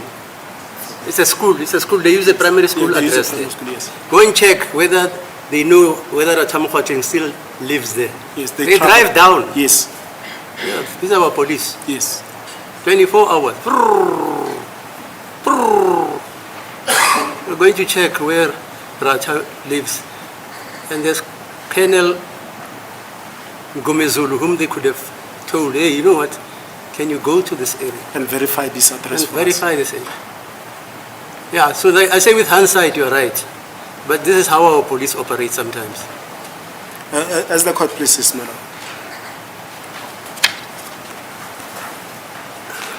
Now, Are you repeating the argument of Mr. Mgomezulu, because he argued the whole aspect of that. Am I correct, sir, Mr. Mgomezulu?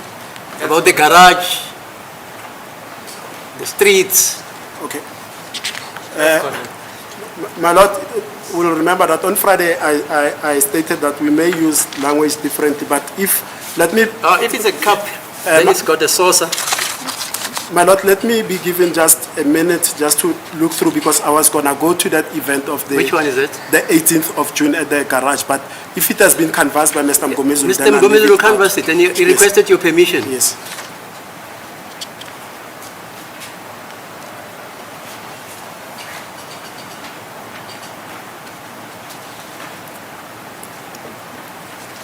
Now, quickly, my lord, then let me go to the events of the 19th of June pertaining to where now accused number 2 It's in Morocco. has just been booked in at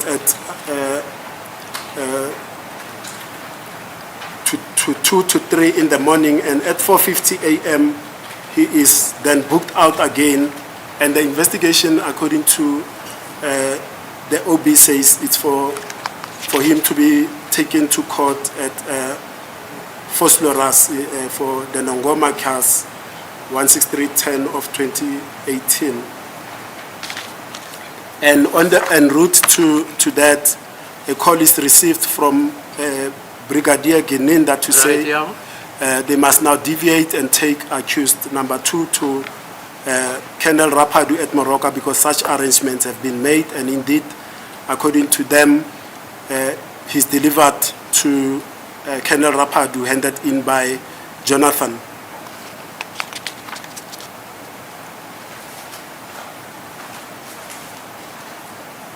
Now, just in passing, I think Mr. Mgomezulu has also traversed this aspect to say there's a denial that he met Rapadu in the morning, so I'm not going to belabor that point, my lord. Also about the GPS unlocked for 10 minutes in the afternoon. But the point that I'm raising with respect to that, my lord, is this. Accused subsequent to the trip to Colonel Rapadu, he's then taken to Phosphorus Court for purposes of appearing on 2 matters, the Nongoma case, and there's another case number that they said it was for drugs, which is 534 of 6/2020. And when they get to Phosphorus Hospital, both matters are not placed on the roll. Now, my lord, with respect, I submit then there is no longer a list what connects the police to accused number 2 at that stage, because the 2 primary cases that they had gone to Phosphorus for were not placed on the roll. And we know the consequences of matters not placed on the roll is that release right now. And the unlawfulness of that arrest is seen in this context, my lord. Only later do they have something to hold on accused number 2 when they, on some whim or some plan, go to Phokeng, search his residence, and voila, we find ammunition. What a strange coincidence, my lord. What a strange coincidence. But according to them, they didn't go for that. Yes, they went for the hoodie. That's it, yeah. That's what they say. And what are the fortuitously, yes, they find some other stuff. And what are the probabilities, my lord, in all likelihood?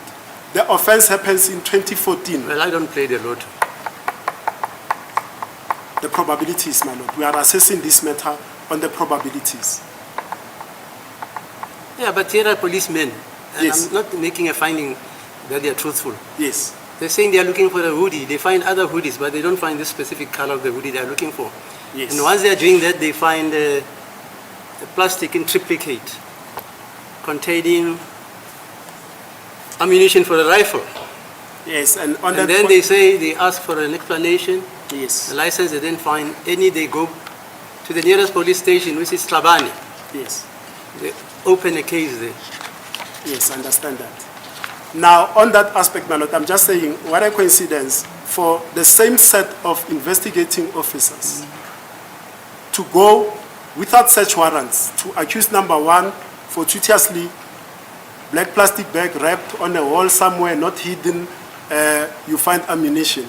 Accused number 2, by his testimony, sitting in a car, searches for the hoodie of unknown description. Ramsepedi, you know we've got 2 versions. Yes. Accused number 2 says he was seated outside, he never entered. Yes, And then but the police say he was there. Yes. That's it, yeah. Yes.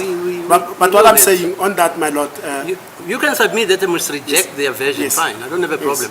But if you telescope it, as if it is the only it is not the in only town. version, my lord. There are 2 versions on that Yes, aspect. 2 versions. And then they say they were given permission. You say they had no warrant, you're right. Yes. But they say they asked for permission because that was the reason why they went to Phokeng from Carltonville. Yes. And the reason that is disputed by accused Yeah. number 2, that he was just driven there, he doesn't Right. know where they were taking him each Yes, time yes. he was delivered, my lord.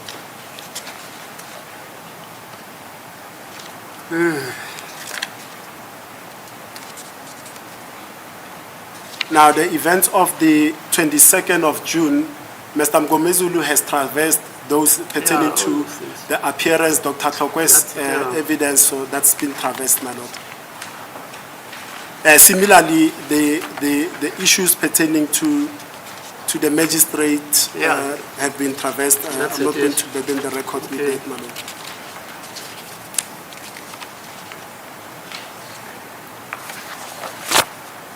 Even Dr. Tlokwe's evidence has been dealt with, if I Yes, recall. yes. Now, my lord, the other aspect that I wanted to touch on, and I've already started on that process, was we've alleged that the detention of accused number 2 amounted to, besides the allegations of torture and assault, but the torture was perpetrated by sleep deprivation. It was perpetrated by prolonged hours in stiffened handcuffs, and that is shown, my lord, by the entries on the respective or all the OB entries. For example, my lord, we have calculated, and I'm summing it up in broad strokes, my lord, that from the 48 hours that the 18th and the 19th, from the morning of the 18th, booked back the following morning at around 2, and then booked out at 4:50, then booked at Primrose at 4:30. In total, accused 2 was in the hands of police officers in handcuffs, deprived of sleep, deprived of comfort, because he says at some stage water was poured on him. When he went back to the cells, he couldn't sleep because it was very cold on the night in question, and shortly thereafter he's woken up to be taken to Fosloras. That, my lord, we submit, it's perpetration of torture. As I've said, my lord, I'll go and look for the national instruction on the aspect that deals specifically with the breaks that must be afforded to an accused person or a suspect when it pertains to investigations. You cannot, 48 hours, retain somebody for interrogation purposes where he's not fed, where he's not afforded the comforts, creature comforts of life, pertaining to the circumstances. We know that he's arrested, but he's entitled to some basic human rights, man. Yes. And the issue of Mujiako has been traversed, that he did not have a mandate. Yeah, fine. He was inept.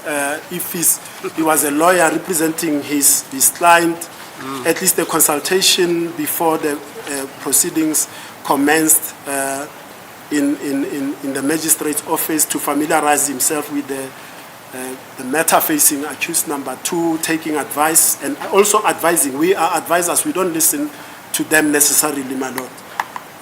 So he failed in that respect, my lord. And just to conclude that Mujiako aspect, at no stage did we dispute that he's an admitted attorney on the roll.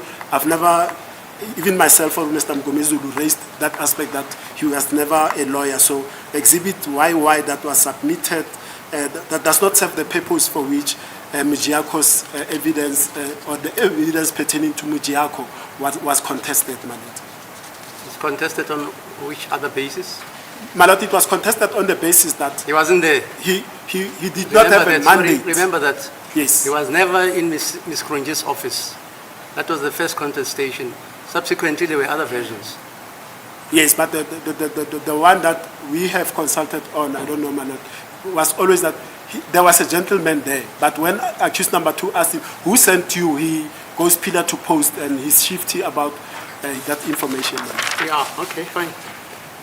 Now, there are other aspects, my lord, that I picked up from the bench questions throughout the evidence of Mr. Baloyi, the submission by the state, the submission by Mr. Mgomezulu, and amongst others, my lord, the question raised this aspect that it will be remiss and negligent for the cell masters, that is the police officers in the cells, to allow Mukhani to willy-nilly come in, enter the register, take the key, Mabena bring accused 1 or 2 in, lock him up and go without the assistance of the cell masters. Yeah, we had 2 names at least. Yes, we've Actually, got there are Mr. 4. Molefe Hello, and there are 4 names. Ramaja. Yeah, there's Ramaja and also the guys in Chabani. Now, the 2, Ramaja and Molefe, are Yeah, in Kabane. That's it, yeah. Yes. And then Now, My Lord, Sorry, I think there are others. I remember those at two. Williams. At Valeria, I remember At those two. my Valeria, Lord. there were others at Valeria. Uh, I'll check that, but Okay. I remember that evidence. Okay, my Lord. Now, my Lord, on that aspect, to show that at times, and we are not saying it's all at all the incidents, there are instances where Mohani particularly engaged in this conduct that the court says it's ridiculous to think that somebody will do that. And I'd like to quote, my Lord, the passage of the proceedings of the 2nd of November 2023, the transcript, video transcript of 2/11/2023 at page 43. Yeah. And then it starts with Mr. Baloyi asking Mohani, that's Mr. Baloyi leading Sergeant Mohani, and it says, Mr. Baloyi, just a minute before you proceed, you mentioned that you charged him for possession of ammunition. Was he processed at the cells at booking? We know that it's booking. Mr. Mohani, no, we just registered him in the OB, but we did not go into the cells of booking. And Mr. Baloyi, I just want you to show a document, exhibit PP1. Do you recognize that entry? Mr. Mohani, yes, I can see it. And then Mr. Baloyi, can you put the particulars on record? Mr. Mohani, it is written Saturday, 20 June 2020. Mr. Baloyi, yes. Mr. Mohani, there is an entry there that says 713, the time is 0040.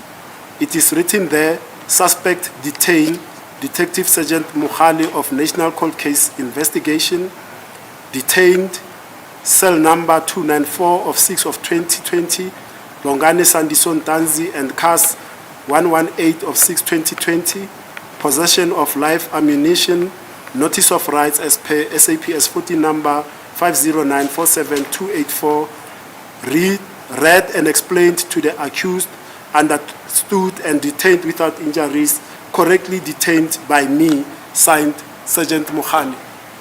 It does not say a cell master participated according to this entry. Mohani wrote in the But me register. and you know Yes, that it was a transit yes, booking in.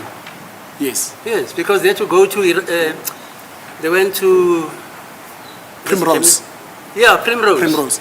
But And they just facilitated the charging of the gentleman Yes. there. Yes. There was no intention for the gentleman to be booked there and remain there. Yes. They had to go to Primrose and thereafter go to his quarters at Villiers. That's how they explain it. my Lord, my understanding of this point is different. Okay, fine, no problem. All I'm showing is that whether in transito, that's how they put it, the police, that in transito must still be written by the cell master. Mohani just countersigns. But Yeah, fine, you're right. It's written You're by right. him Yeah, here, you're according right, to yeah, fine. his evidence. No problem.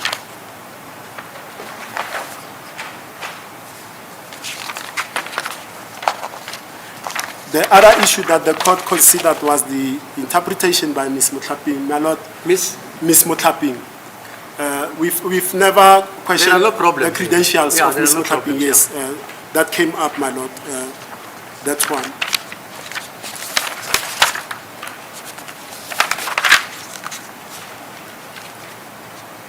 We've covered the issue of the assaults, my Lord. My Lord, if I may be given a second to have, I think I'm at the end of my submissions to have my... yeah, fine.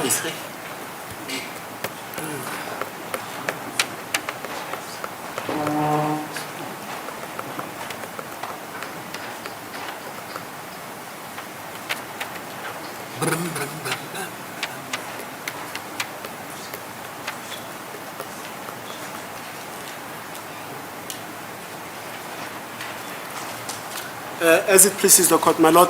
Now, at the end, our submission is that the confession statements and the pointing outs that were allegedly made by accused 1 and 2, they must be ruled inadmissible Okay. on the basis that they were not freely and voluntarily made, my Lord.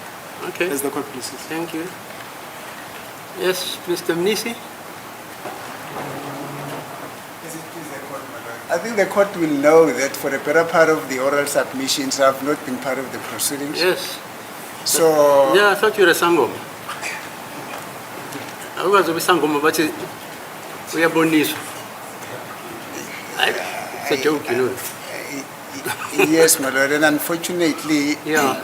I could not even been able to follow the submissions on all the social medias. But you, Now, you, to you avoid- read, you read this, the heads, of course. You did Yes, read I the went heads. through the haze. That is Yeah. so, my lord. Yeah. Yes. What is on the head is what they said. As it is the court, my lord. What I'm basically saying, in order to avoid prolixity, Yes, yes. I hear you. may say that I am satisfied with what has been captured in the heads of my colleague and as well as their oral argument. Okay. I would therefore Okay. have nothing to add, my lord. But except one thing, my lord, What is that?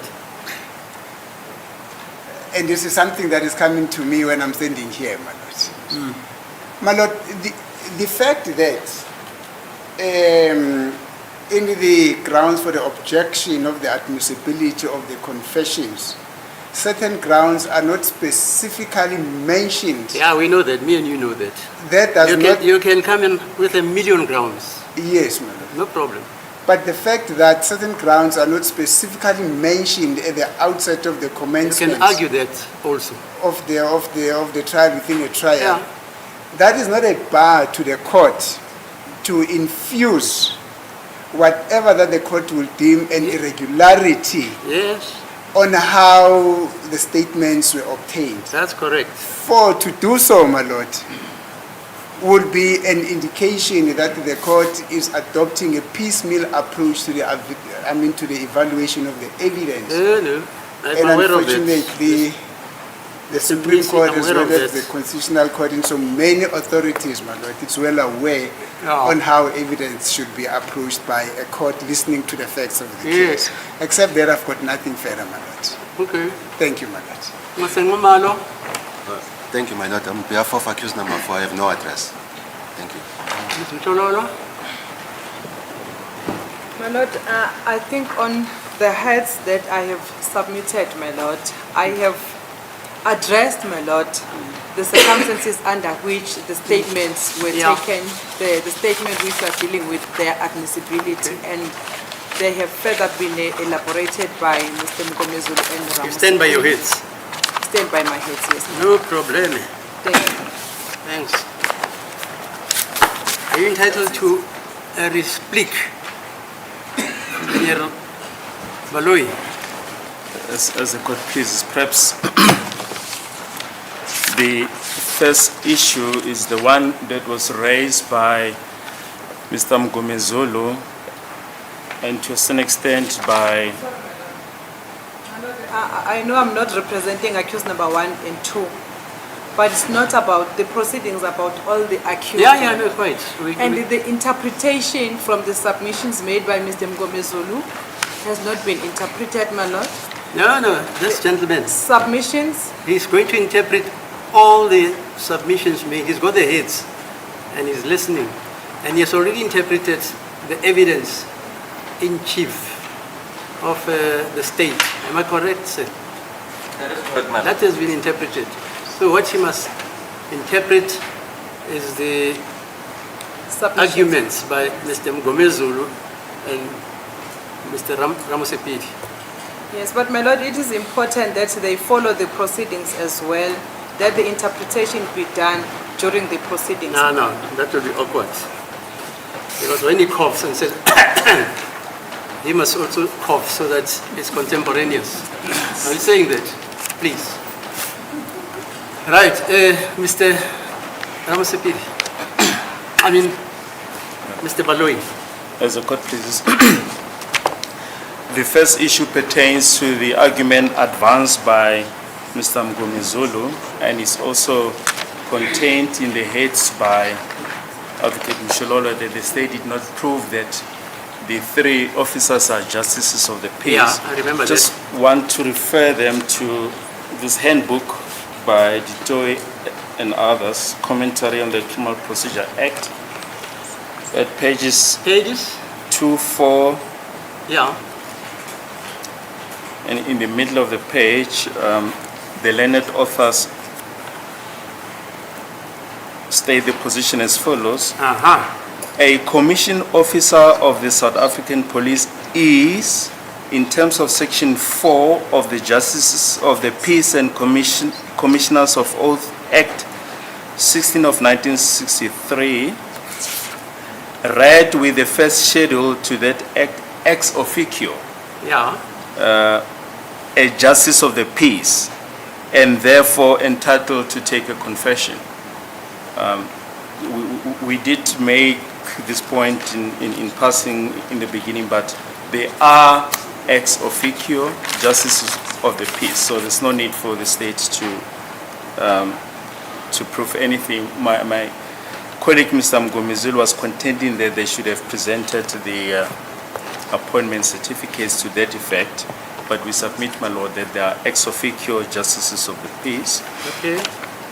Then, There's a case, if you want to hear some more about this, yes, by Fagan, 1955. It gave us for that exigency. I'll give you the full quotation. Yeah, so what else do you want to raise? yes. Then reference was made to the decision of State versus Toki and others. Yes, yes, yes. The court requested a full Yeah, they decision. gave me a half a judgment. Yes. We have the full judgment here. It's, to start with, It's a case judgment. a decision by a single judge sitting on circuit in the Eastern Cape Division. So, What's the legal status of a judgment like that? Yes. Vis-a-vis? yes, in terms of the stare decisis principle, it's not really binding on this court. Okay. And secondly, Maybe it's persuasive at the West. And secondly, the reading through the judgment, we submit that the judge made these comments obiter. In other words, you know, they are not the binding part of his judgment, because he gives his judgment, then after giving his judgment, he then goes on these issues, amongst others, regarding the Advisability or not. the interpreter.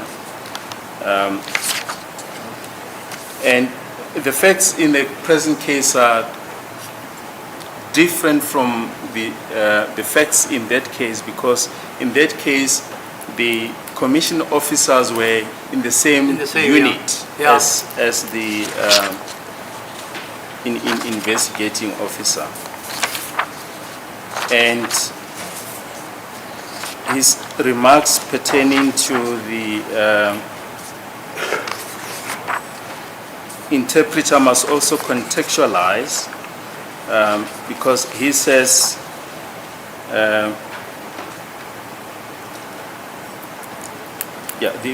just before I get to that, the point that I wanted to make, that his remarks were obiter. At paragraph 45, he says, for these reasons, he pronounces his verdict. Then the case presents another example of one where the state case is predicated on confession made by the accused. Then he goes, he says, serious issues emerge which call for comment. So, you know, he's just giving But the ratio de gidendi there, it's basically that a comment. it says the legislature must consider Yes. making it a binding legal precept that interpreters should be, as a matter of law, required even to interpret for justices of the peace. Indeed, my lord. That's but- what it says, Yes, basically. but the difference there is that the reliability and accuracy of the statements were called into question. So the correctness of the interpretation had to be proven. That's it. Whereas in this instance, my lord, the accused merely denied that they made the statements. In paragraph 49, says it is clear from the evidence in the present matter that the investigation team sometimes elected to make use of commissioned officers who were either part of the investigating team or part of the personnel at the same police station when seeking recordal of a confession or pointing out, as he calls them, in-house commissioned officers, which is not the position here. Then at paragraph 50, the paragraph that my learned friend referred to, it says, all too frequently commissioned officers who record confessions do not use the services of an interpreter. Then on the next page, he continues that he says the following: the reliability and accuracy of the statements is frequently called into question. It is frequently asserted that the statement was not recorded correctly and was not read back to the suspect, whether in English or language of origin. But as we have already submitted, my lord, that this case is distinguishable in the sense that the accuracy of the interpretation is not an issue. Not being assailed. But actually, the defense here is that these statements were made by the police. Yes, in short. Then, regarding the points that were made by Mr. Ramusipili, we have already made this point regarding the approach that the court should follow. Okay. We have already made this point that it's a two-stage inquiry. The court will have to determine whether Section 217 admissibility requirements have been met, but these requirements must be read subject to the constitutional requirements.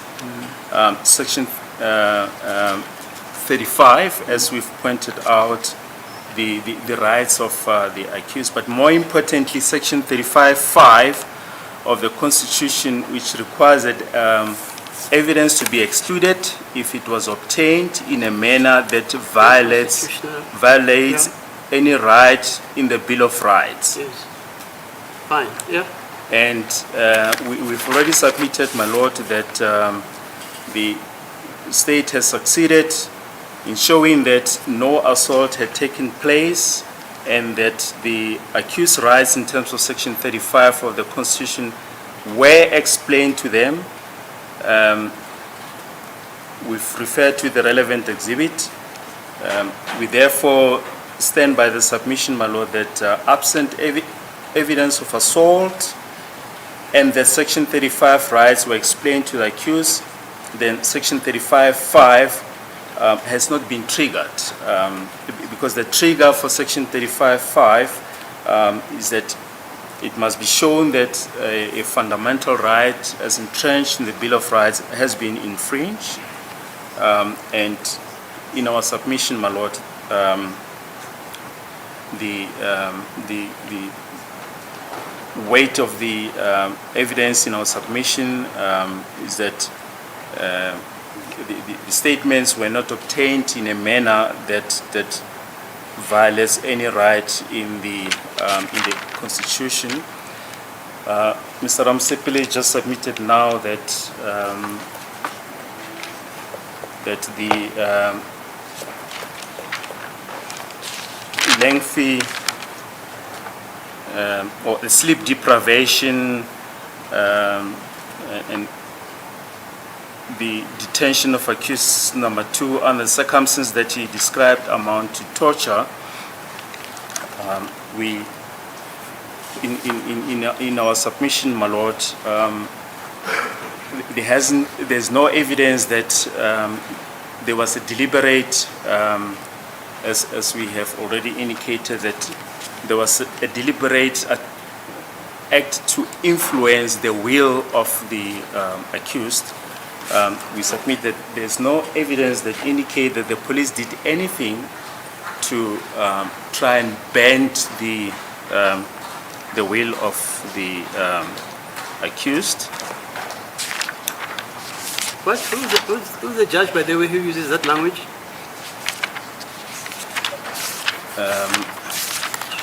Is it Schutz? Yeah, I think Scoots. Schutz. Shoots, yeah, Yeah, shoots. yeah, Yes, okay. shoots. Mm. It was held that there has to be a connection between Right. the assault as well as the making of the statements. That's the case of Mchininda, ne? Yes, Where my brother Mutata was appearing. yes, 2000. indeed. Oh, 1999. Yes, indeed. Where, I think it's been quoted by Mr. Ramusipili, where I think Judge Scott said that Yeah. you don't look into a trial within a trial.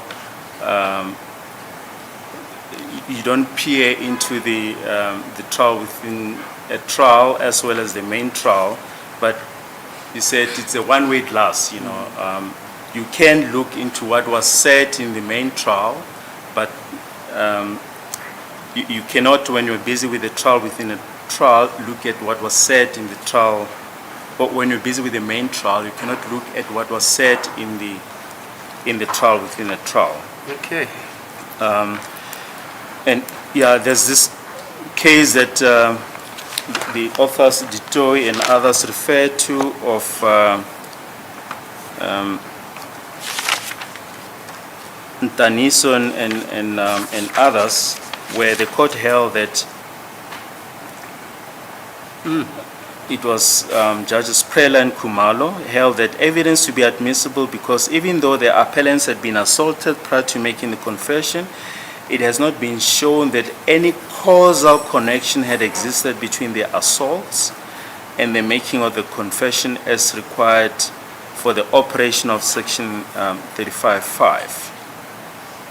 But in our submission, my Lord, there hasn't been in our submission, my Lord, proof of any assaults on the accused persons. And just further on,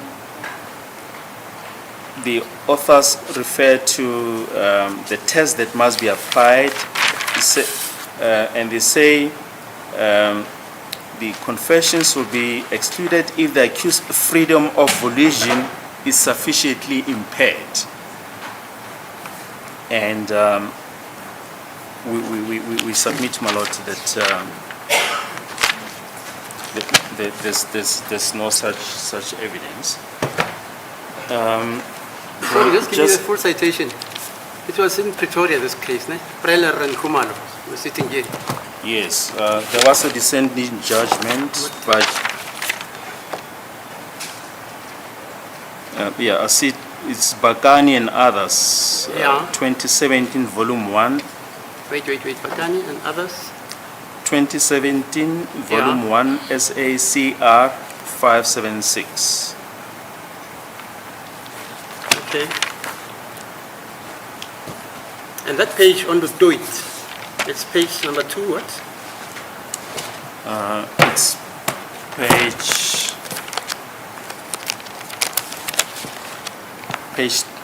24. 24 to 61. 61. Yes, 24-61.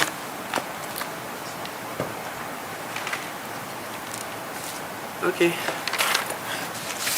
Then just few aspects that were raised by Mr. Mgomezulu and Mr. Ramsipil as well, that the J50 was obtained for accused number 1 under false pretense. We submit that Brigadier Gininda has sufficiently dealt with that aspect. In fact, the evidence is to the contrary. That case, the Tembisa case, was taken to court and it went through its paces in court.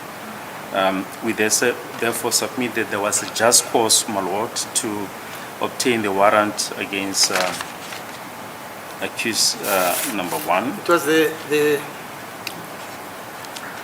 drug test, I mean the drug case.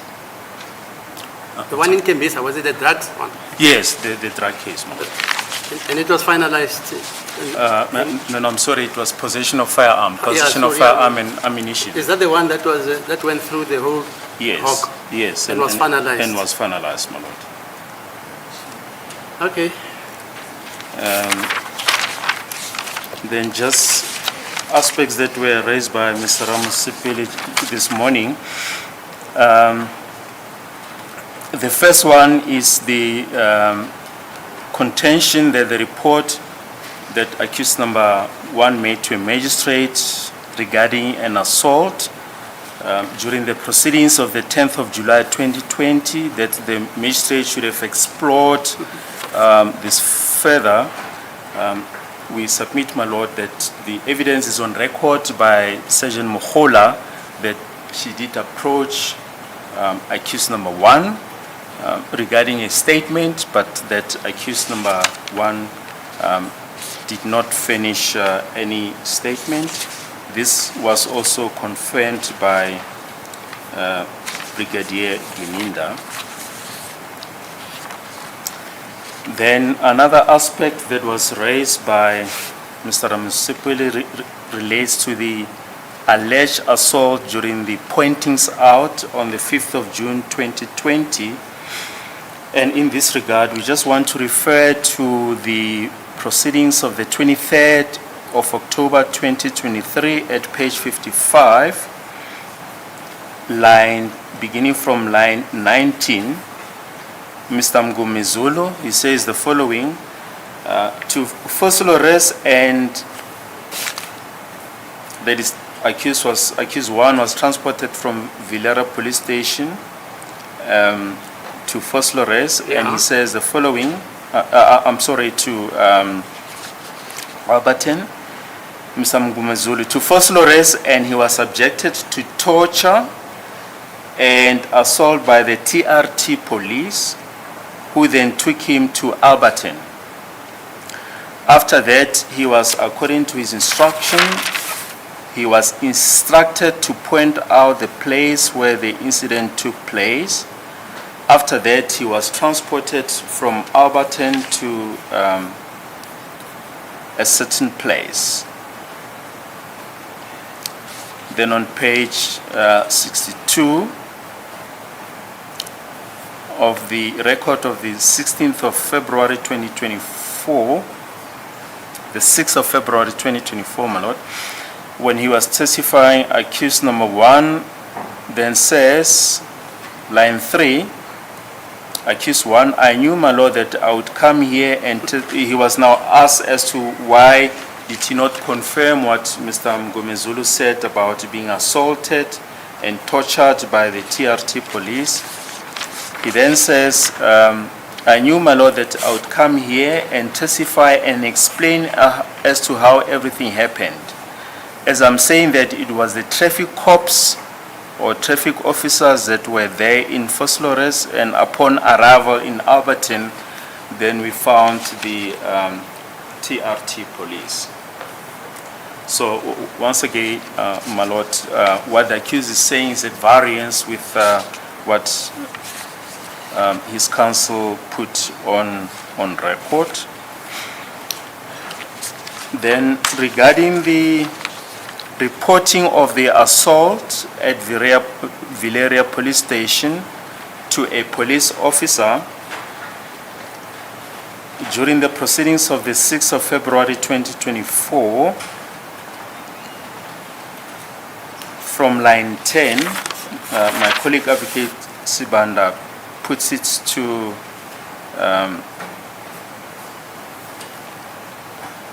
accused number 1 as follows. Okay, you also testified in this court that there's a certain man that came, a police officer, according to contacts, that came to you and asked you about the assault at Villeria police station. Then accused 1 respond, yes, I did say so.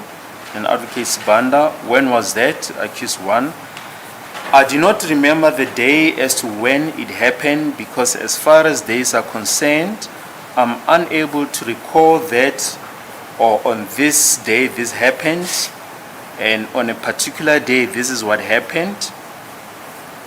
then Advocate Sibanda at line 20. So you cannot even recall the said police officer, his surname at least. Then accused number 1, he never mentioned the surname. Mr. Sibanda, was he in uniform? Accused number 1, yes. And Mr. Advocate Sibanda then asked him, is the name not written on the badge of his chest? Then accused number 1 says no. Here, my lord, we make the submission that the evidence of accused number 1 is vague. He lacks details of the police officer to whom he allegedly reported the assault. There's no evidence that he made any follow-up regarding that complaint.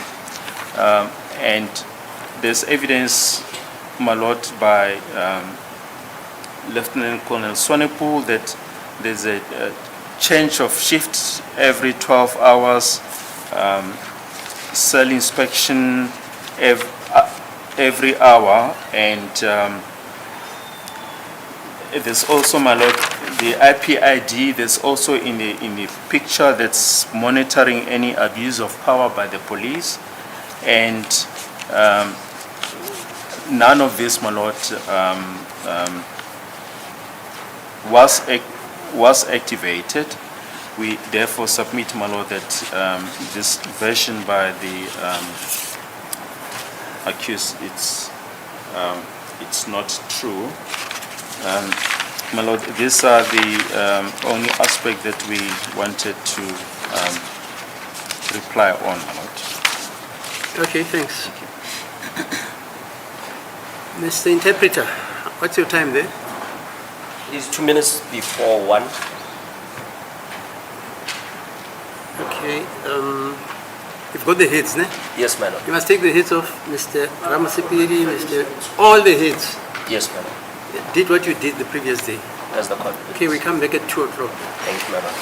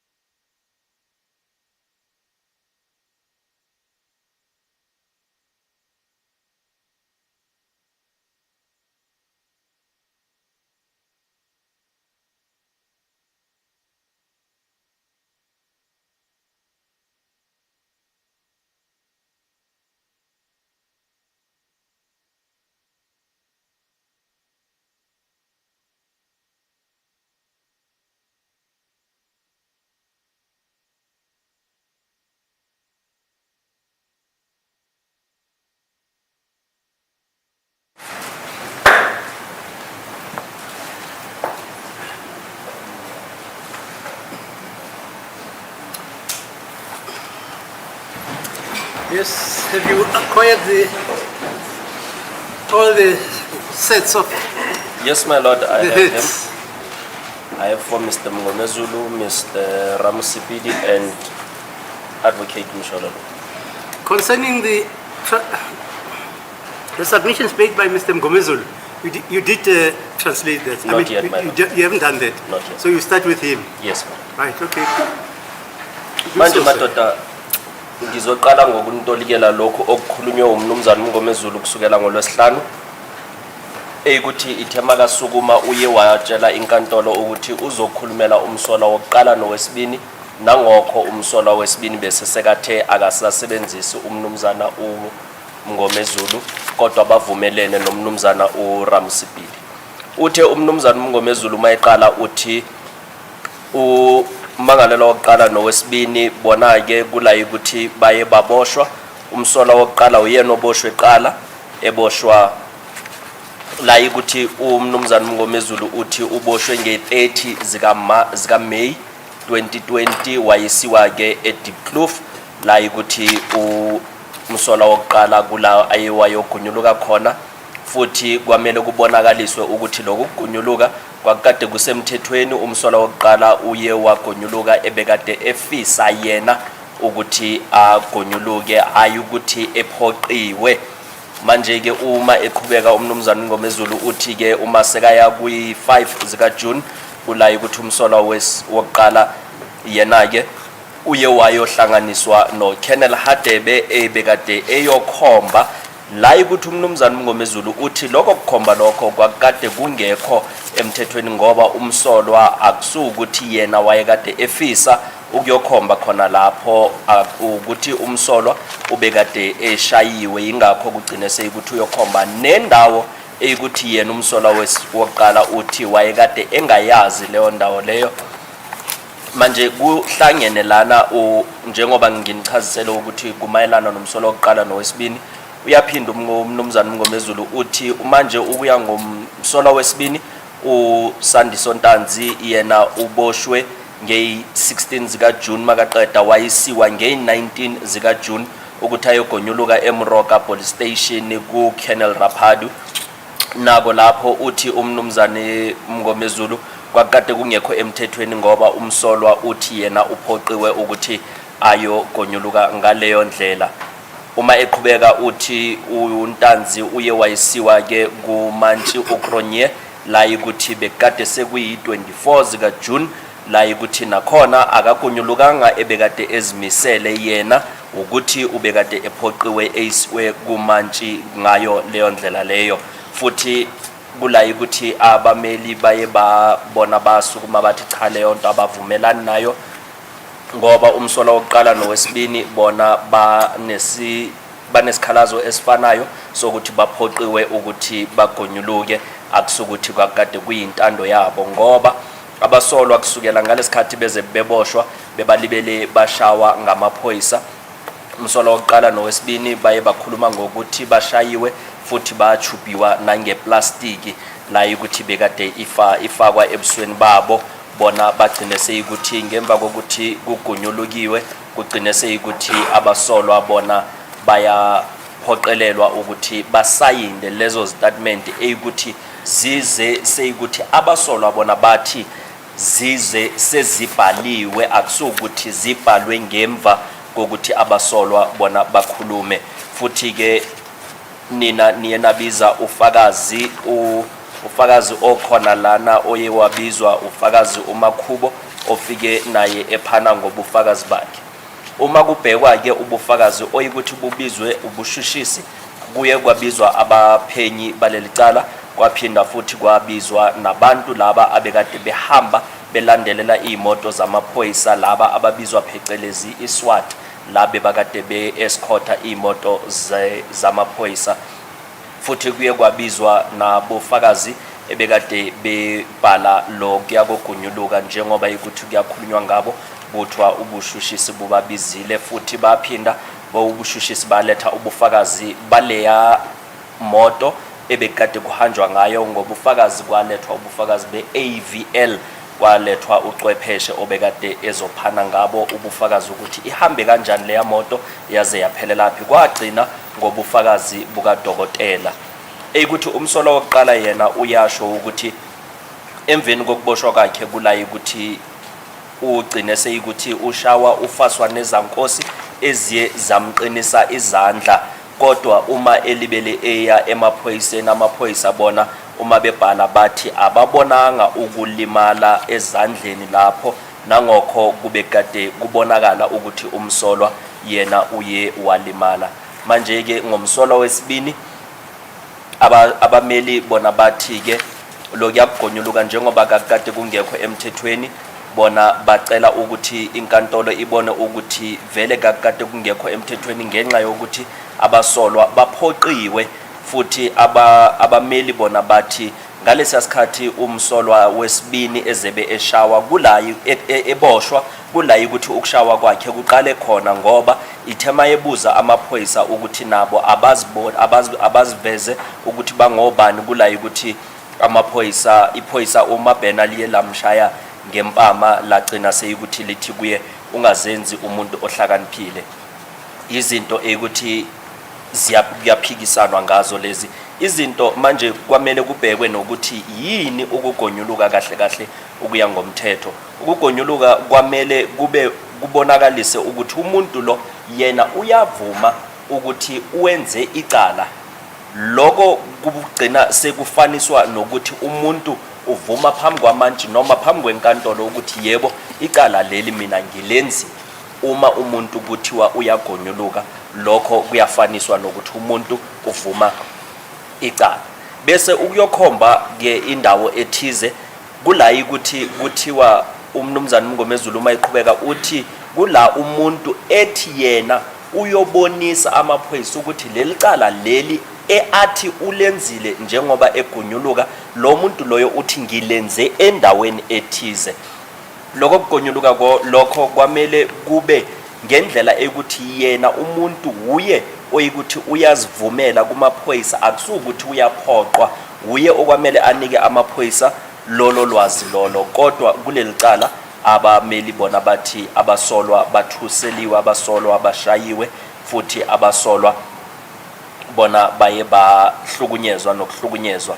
Uma kubhekwa ke ukuthi umuntu uma inguthi ingqondo yakhe yayikade ikwesiphi isimo, umsolwa uma eshayiwe bathi abameli umsolwa akabi kwingqondo elungile ukuthi umuntu angahle akhulume izinto, ngoba uzogcina ekhuluma izinto ezizabe ziyenza ukuthi mhlawumbe kuyekwe ukushawa noma akwazi ukuzivikela, nokuthi abasolwa bebakade belibele behlukunyezwa njengoba bebakade belibele beshawa ngayo leyo ndlela leyo. Futhi umnumzana Mngomezulu uphane nangeminye imizekelo la ukuthi imithetho iye yakhulunywa ebekade idlulile kunelinye icala, futhi eliye lakhuluma nokuthi uma umuntu eyogonyuluka kwamele kube netoliki, isikhulukazi uma umsolwa yena uma engakwazi noma engalazi leli limi elisetshenziswayo uma kuyogonyuluka, engakwazi ukuyokhuluma isingisi noma engazwani nalo muntu lo ozabe egonyuluka enaye. Futhi ke ubushushisi bona buye baletha nobufakazi ukuthi abofakazi bobushushisi bona bathi cha abazange abasolwa bona bashawe noma bahlukunyezwe ngale ndlela abameli bayisho ngayo. Futhi labo fakazi labo bona baye bahlonywa imibuzo ekutheni bekade abameli bafuna ukubonisa ukuthi ngempela abasolwa ngeke bavele bayiqambele bathi bona bashayiwe ukuthi bebakade bengashawanga, njengoba ikuthi abameli bona basho ukuthi abasolwa bathe bona baye bashawa kuleli cala. Uma kuqhutshekwa ke umnumzana Mngomezulu ithe uma seka songa ubufakazi uye washo futhi nokuthi ithombe yebo zilethiwe, futhi kubonisiwe nokuthi abasolwa basayinile, futhi kubonisiwe nokuthi abasolwa amagama wabo akhona lapho. Kodwa into esemqoka uthe umnumzana Mngomezulu lezo ithombe akusukuthi abasolwa bebakade bezimisele ukuthi kuthathwe lezo ithombe, futhi abasolwa akusukuthi bebakade bazimisele ukuthi basayine lapho, futhi akusukuthi abasolwa yibona abayibanika labantu laba amagama wabo ukuthi bona bafisa ukugonyuluka ngaleyo ndlela. Abasolwa baphoqiwe ukuthi bagonyuluke. Enye into futhi amaphoyisa laba abazange babonise ubuchwepheshe babo noma izitifiketi zabo ezibonisayo ukuthi ngempela bona uKennel Rapadu noKennel Mbotho babekade banegunya lokuthi bangathatha ukugonyuluka, njengoba umthetho sisekelo usho ukuthi umuntu okwamele athathe ukugonyuluka umuntu oyikuthi yena unikwe igunya noma ilungelo umthetho sisekelo owalapha eMzansi Afrika. Futhi ke umsolwa uNtanzi noSibiya bona ke bayacela ukuthi lo bufakazi lobu bokugonyuluka bungasetshenziswa la enkantolo, ngoba bona babenze lokho ngemva kokuthi bashayiwe, ngemva kokuthi bebakade bephoqiwe. Akusiyinto ebona bazifisele ukuthi bona bebakade befisa ukuthi bangagonyuluka. Futhi ke enye into esemqoka kuthiwa ke umnumzana Mngomezulu uma iqhubeka uthi uBrigadier Gininda ngalesikhathi ephana ngobufakazi bakhe kunesistatement ukuthi uye wasifunda. Leso statement esikhuluma ngomsolwa wesithupha umnumzana Mngomezulu uyachaza lana ukuthi kukhulunywe ngoKheli Khumalo oculayo, kodwa akuzange lo msolwa loyo aboshwe, njengoba umnumzana Mngomezulu eyichaza khona lapho. Uye wakhuluma futhi nangamanye amacala ewabandakanisa nalamacala lawa. Mhlawumbe nizwile nani kukhulunywa ngomaphosa ukuthi kuthiweni ngabo kulamacala eyikuthi kuyicala likamaphosa kuye kwakhulunywa ngale ncwadi egunyaza ukuboshwa komuntu ukuthi ubani onegunya lokuthi leyo ncwadi angayicela, noma leyo ncwadi ubani umuntu oyikuthi angahle ayoyisebenzisa ngamafuphi kulelo cala kuye kwakhulunywa kanjalo. Futhi ke uma kubhekwa ubufakazi beAVL buyabonisa ukuthi imoto lebekade uNtanzi kuhanjwa ngayo ihambe ngazo lezonke lezi indlela eyikuthi uNtanzi wayekade ekhuluma ngazo, futhi iye yahamba yayoma nakule engine garage eyikuthi uNtanzi naye uthe imoto iye yama engine garage la bekade eshawa khona. Ubufakazi beAVL buyabonisa ukuthi leyo moto iye yama nase engine garage, futhi umsolo wesibini yena uyasho ukuthi imoto iye yadlula yama ngase Chris Hani Baragwanath ngalesikhathi kuyiwa eMoroka. iAVL yebo noNgodi oye wafika ufike washo naye ukuthi imoto iyabonakala ilaphayana ngase Baragwanath la ukuthi iye yayenza le yanto ebekade bayibize iGPS unlocked ukuthi akubonakala ukuthi imoto ngaleso sikhathi kwenzakalani ngayo. Ubekade efikile ekhuluma uNgodi umnumzana uDupriez. Futhi ke kuyabonakala ukuthi imoto le ebekade ihambisa uNtanzi yona bekade kunobufakazi bokuthi imuhambise ngamaphi amalanga, futhi nabofakazi nabo bafikile basho ukuthi ngempela imoto leyo imhambisile, kodwa kuyaphikwa abofakazi bayaphika ukuthi uNtanzi ushayiwe ngalendlela ukuthi yena uyasho ukuthi ushawe ngayo. Bese ke abameli bathi bona bayacela ukuthi lokugunyuluka lokhu kubonakale kungekho emthethweni. Bese umnumzana Mngomezulu uma esekaqeda uthe yena ucela ukuthi ukugonyuluka kubonakale kungekho emthethweni ngenxa yokuthi ubushushisi buhlulekile ukubonisa ukuthi nina nigonyuluke ngendlela ebekade isemthethweni, nibe nikade nifisa ukugonyuluka, nibe nikade kuyini ebenikade nikhuluma lokhu bekade kubhalwa. Futhi bona bayaphika ngenxa yokuthi nina niyenasho ukuthi nishayiwe nahlukunyezwa, futhi anizange niyenze lokugunyuluka ngentando yenu. Ngamafuphi ubufakazi ingxoxisano ezikamnumzana uNgomezulu ebekade ehlanganise ubufakazi bukamsolo wokuqala nowesibili. As the court pleases, my lord, I am done with the heads of Mr. Mngomezulu. Yeah, come to Mr. Ramusipidi. Manje ke umnumzana uRamusipidi ke namhlanje uye washo naye okunye okukhulunywa umnumzana Ramusipidi kunalayo ukuthi umnumzana Mngomezulu uthinte khona ngalokho benilibele nibona mhlawumbe lenkantolo libele ikhuluma nomnumzana uRamusipidi. Okunye akuphindile ngeke ngisaphinda ngoba sengidlule kuko ngapha. Uyasho umnumzana uRamusipidi ukuthi yebo umsolo wokuqala uboshwe nge-30 zika May wayisiwa ke eDeepkloof kula ukuthi uye wayohlangana futhi nomnumzana uKennel Hadebe nge-5 zika June futhi ke abameli bayacela futhi bayabonisa futhi nokuthi umsolwa uye wathathwa ke wayisiwa nge-19 zika June wayisiwa wayohlangana nomantshi uVivian Gronyela ukuthi bekade kuse Boksburg nge-24 zika June kula ukuthi ubekade eyisiwe enkantolo futhi ke isizathu esenza ukuthi abameli basukume bathi cha lento asivumelani nayo ingoba abasolwa bebakade beshaywa abasolwa behlukunyezwa abasolwa bethuselwa ngamaphoyisa ukuthi umsolwa wesibini aze asayinde umsolwa wokuqala naye kuthiwa ke amalungelo wakhe ukuya ngomthethosikelo aye waqamukelwa la ukuthi umsolwa naye ithe makalibele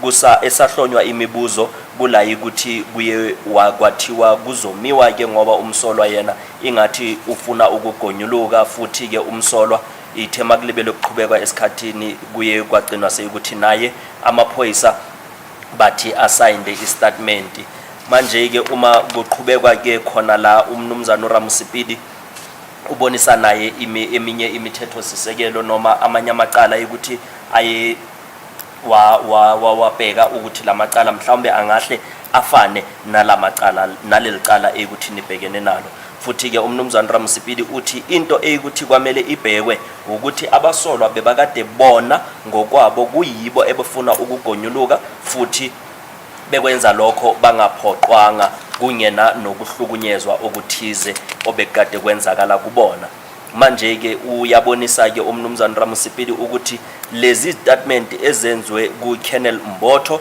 istatement ezingekho emthethweni ngemva kokuthi amalungelo kamsolwa wokuqala ukuya ngomthetho sisekelo osetshenziswa lana eMzantsi Afrika uye wagcina sekuthi lamalungelo wona ayaqamukelwa ngenxa yokuthi kuyabonakala ukuthi uKennel uSergeant Mugula uma efika yena laphayana la kuboshwe umsolwa wokuqala akafikanga eyedwa ufike ehamba namanye amaphoyisa kwakade kuno Constable Buthelezi uSadike namaphoyisa awe EMPD abekade beyiswar behamba bebonke manje ke inkantolo iye yabuza ukuthi ubani ukuya ngomthetho obophe umsolwa wokuqala umsolwa wokuqala uye washo ke umnumzana Ramusipidi ukuthi kukhulunywe ukuthi uboshwe uSergeant Mugula eyikuthi lapho nalapho ke uthi umnumzana uRamusipidi naye umsolwa wokuqala uye waqala wahlukunyezwa khona lapho ngoba uye walaliswa phansi ukuphakama kwakhe uphakamiswe ngezankosi zisemuva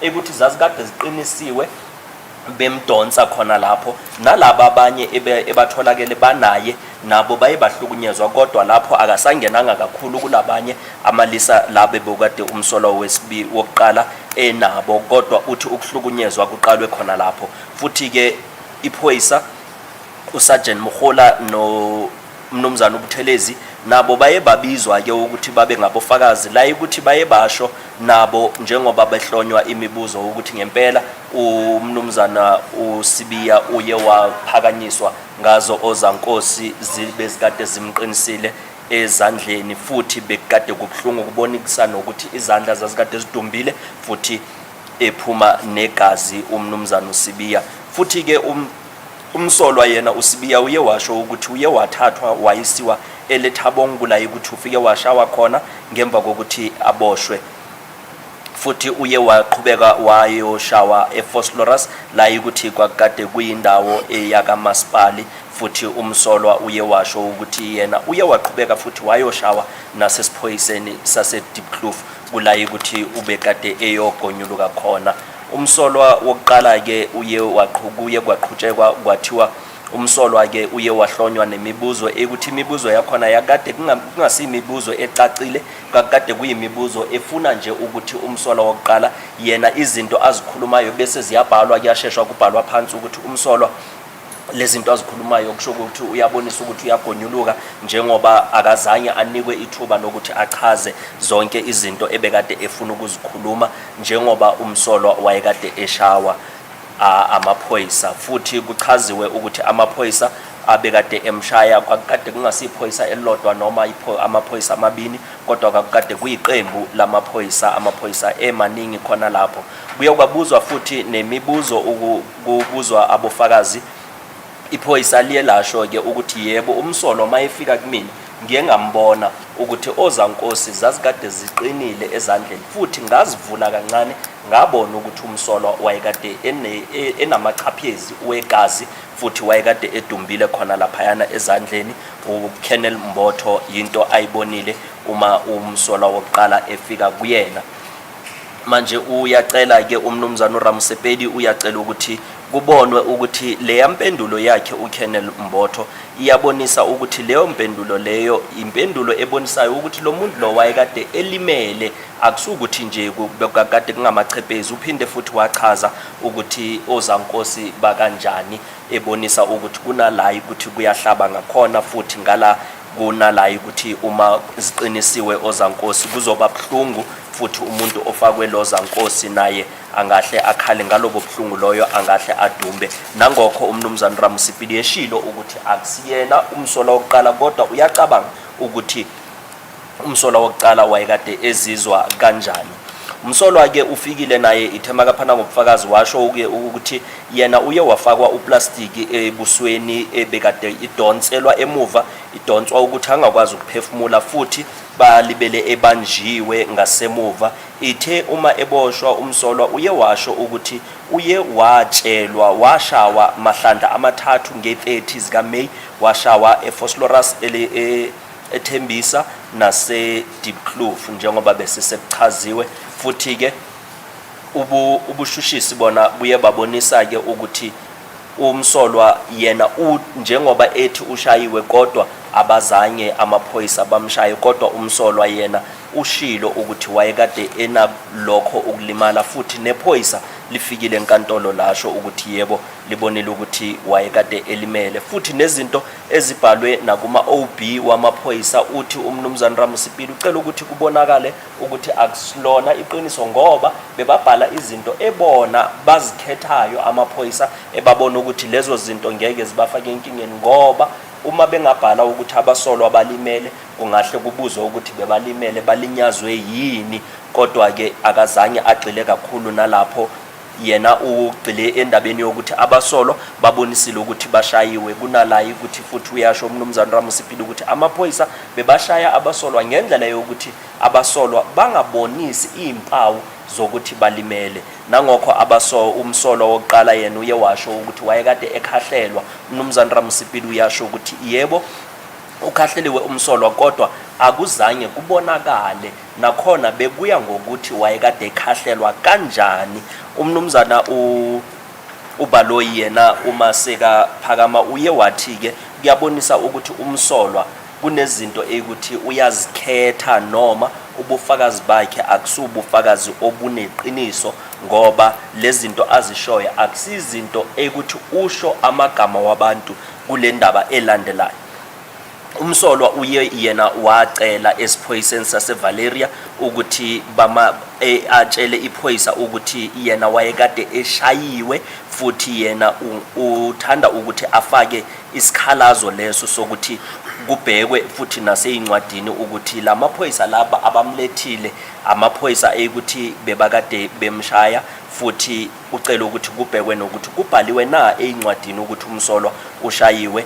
Umsolwa owokuqala yena akazange asho igama lephoyisa elithize elaseValeria la ukuthi uthe umsolwa iphoyisa lelo liye lathi ndoda labantu laba bakulethile abantu abaphezulu kwami ngomsebenzi angikwazi ukuthi ngingakubhalela lesi sikhalazo ngenxa yokuthi bangaphezulu kwami. Manje umnumzana Baloyi uye wathi ngalokho kuyabonisa ukuthi awuzange usho igama lalo lelo phoyisa. Manje ukuya ngomnumzana Baloyi uthi wawukade uqaphula nje uzikhethela ukuthi ungathi mhlawumbe mangathi kunale phoyisa engilitshelile nangokho ngingasho igama ubufakazi bami buzothathwa bese buyavunywa.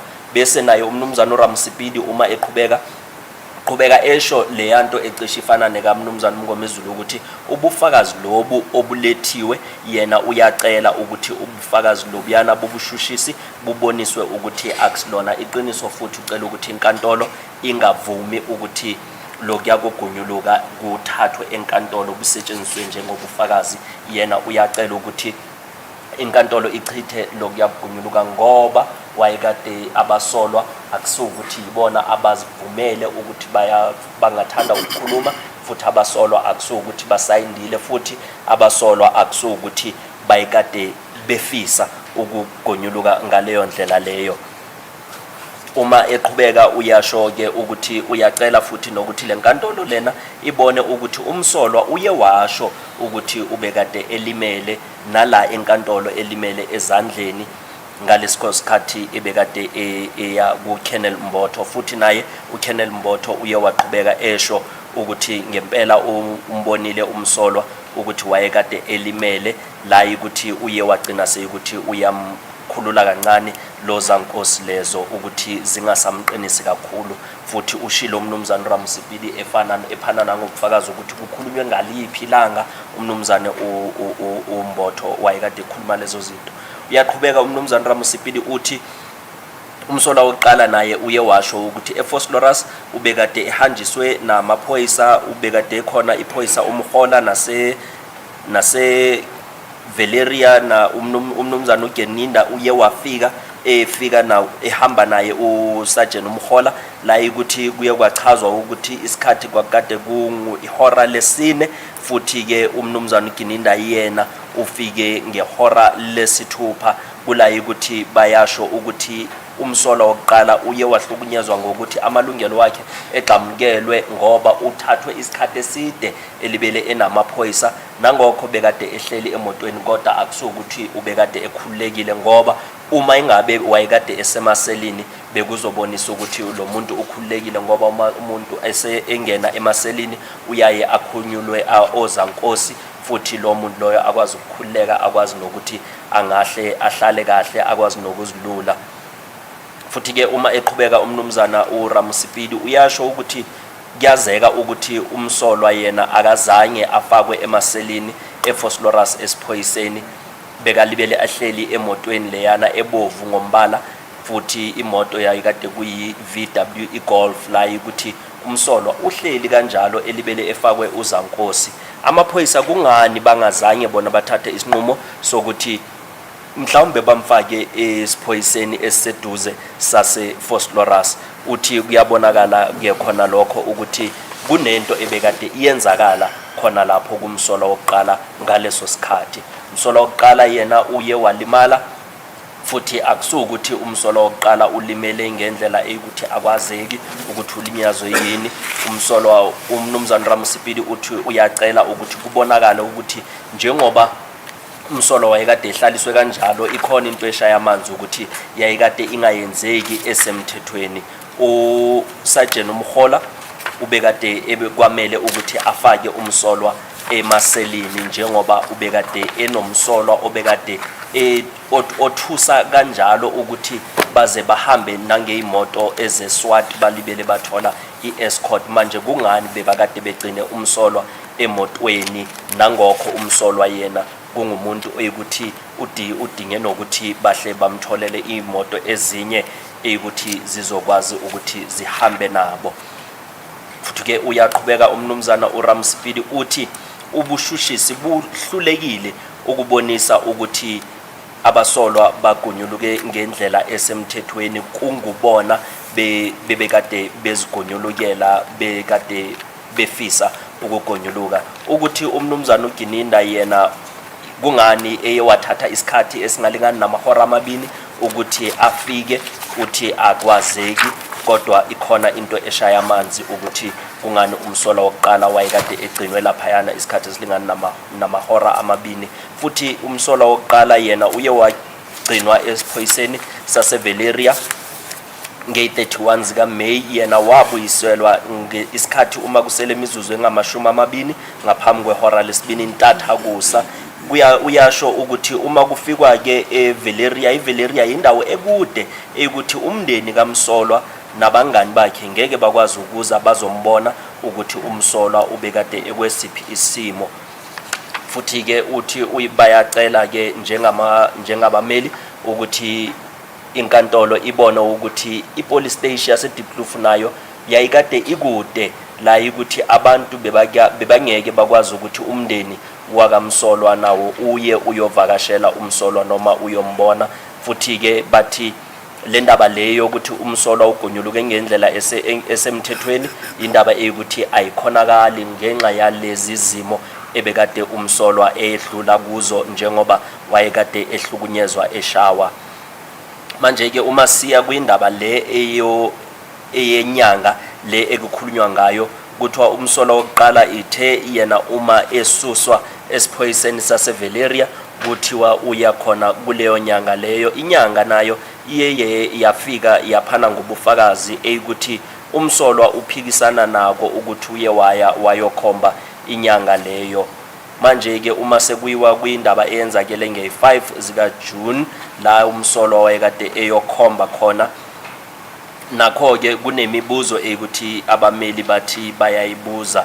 Imibuzo efana nokuthi leliya phepha elilethiwe iphepha ekuthi linamagama ayikuthi wona wayekade umsolwa engawazi, amagama ayikuthi akhuluma nangokuyokhomba la ukuthi impendulo iye yafika yathi yebo ngingahle ngiye ngiyokhomba.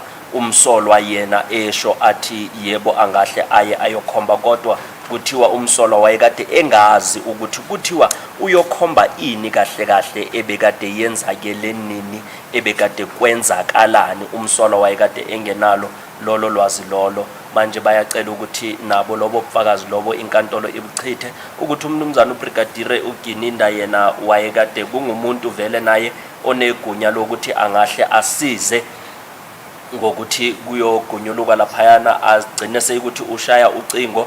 Lokho nayo into eyikuthi kuyamangazwa ukuthi umnumzana uGininda kungani angazange ashayele ucingo ekhulume nomphathi wakhe ukuze umphathi wakhe kube uyena oyikuthi uyahlela ukuthi kutholakale unoma ubani loyo obekade ezosiza ngaloko kugonyuluka.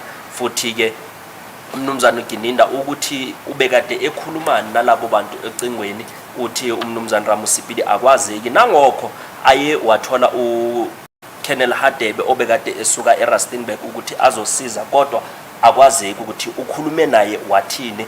Manje ngalokho uthi uyacela ukuthi lobo bufakazi nabo buchithwe, kungathathwa njengobufakazi obokuthi umsolwa ngempela yena ugonyulukile kuleli cala. Futhi ke uma kubhekwa naye uKolonel Hadebe kuthiwa umsolwa njengoba yena ulwazi lakhe umsolwa yena ubekade eyazi ukuthi uboshelwa icala ukuthi bekade kuyicala ledakamizwa ukuthi bekade kuyi case 217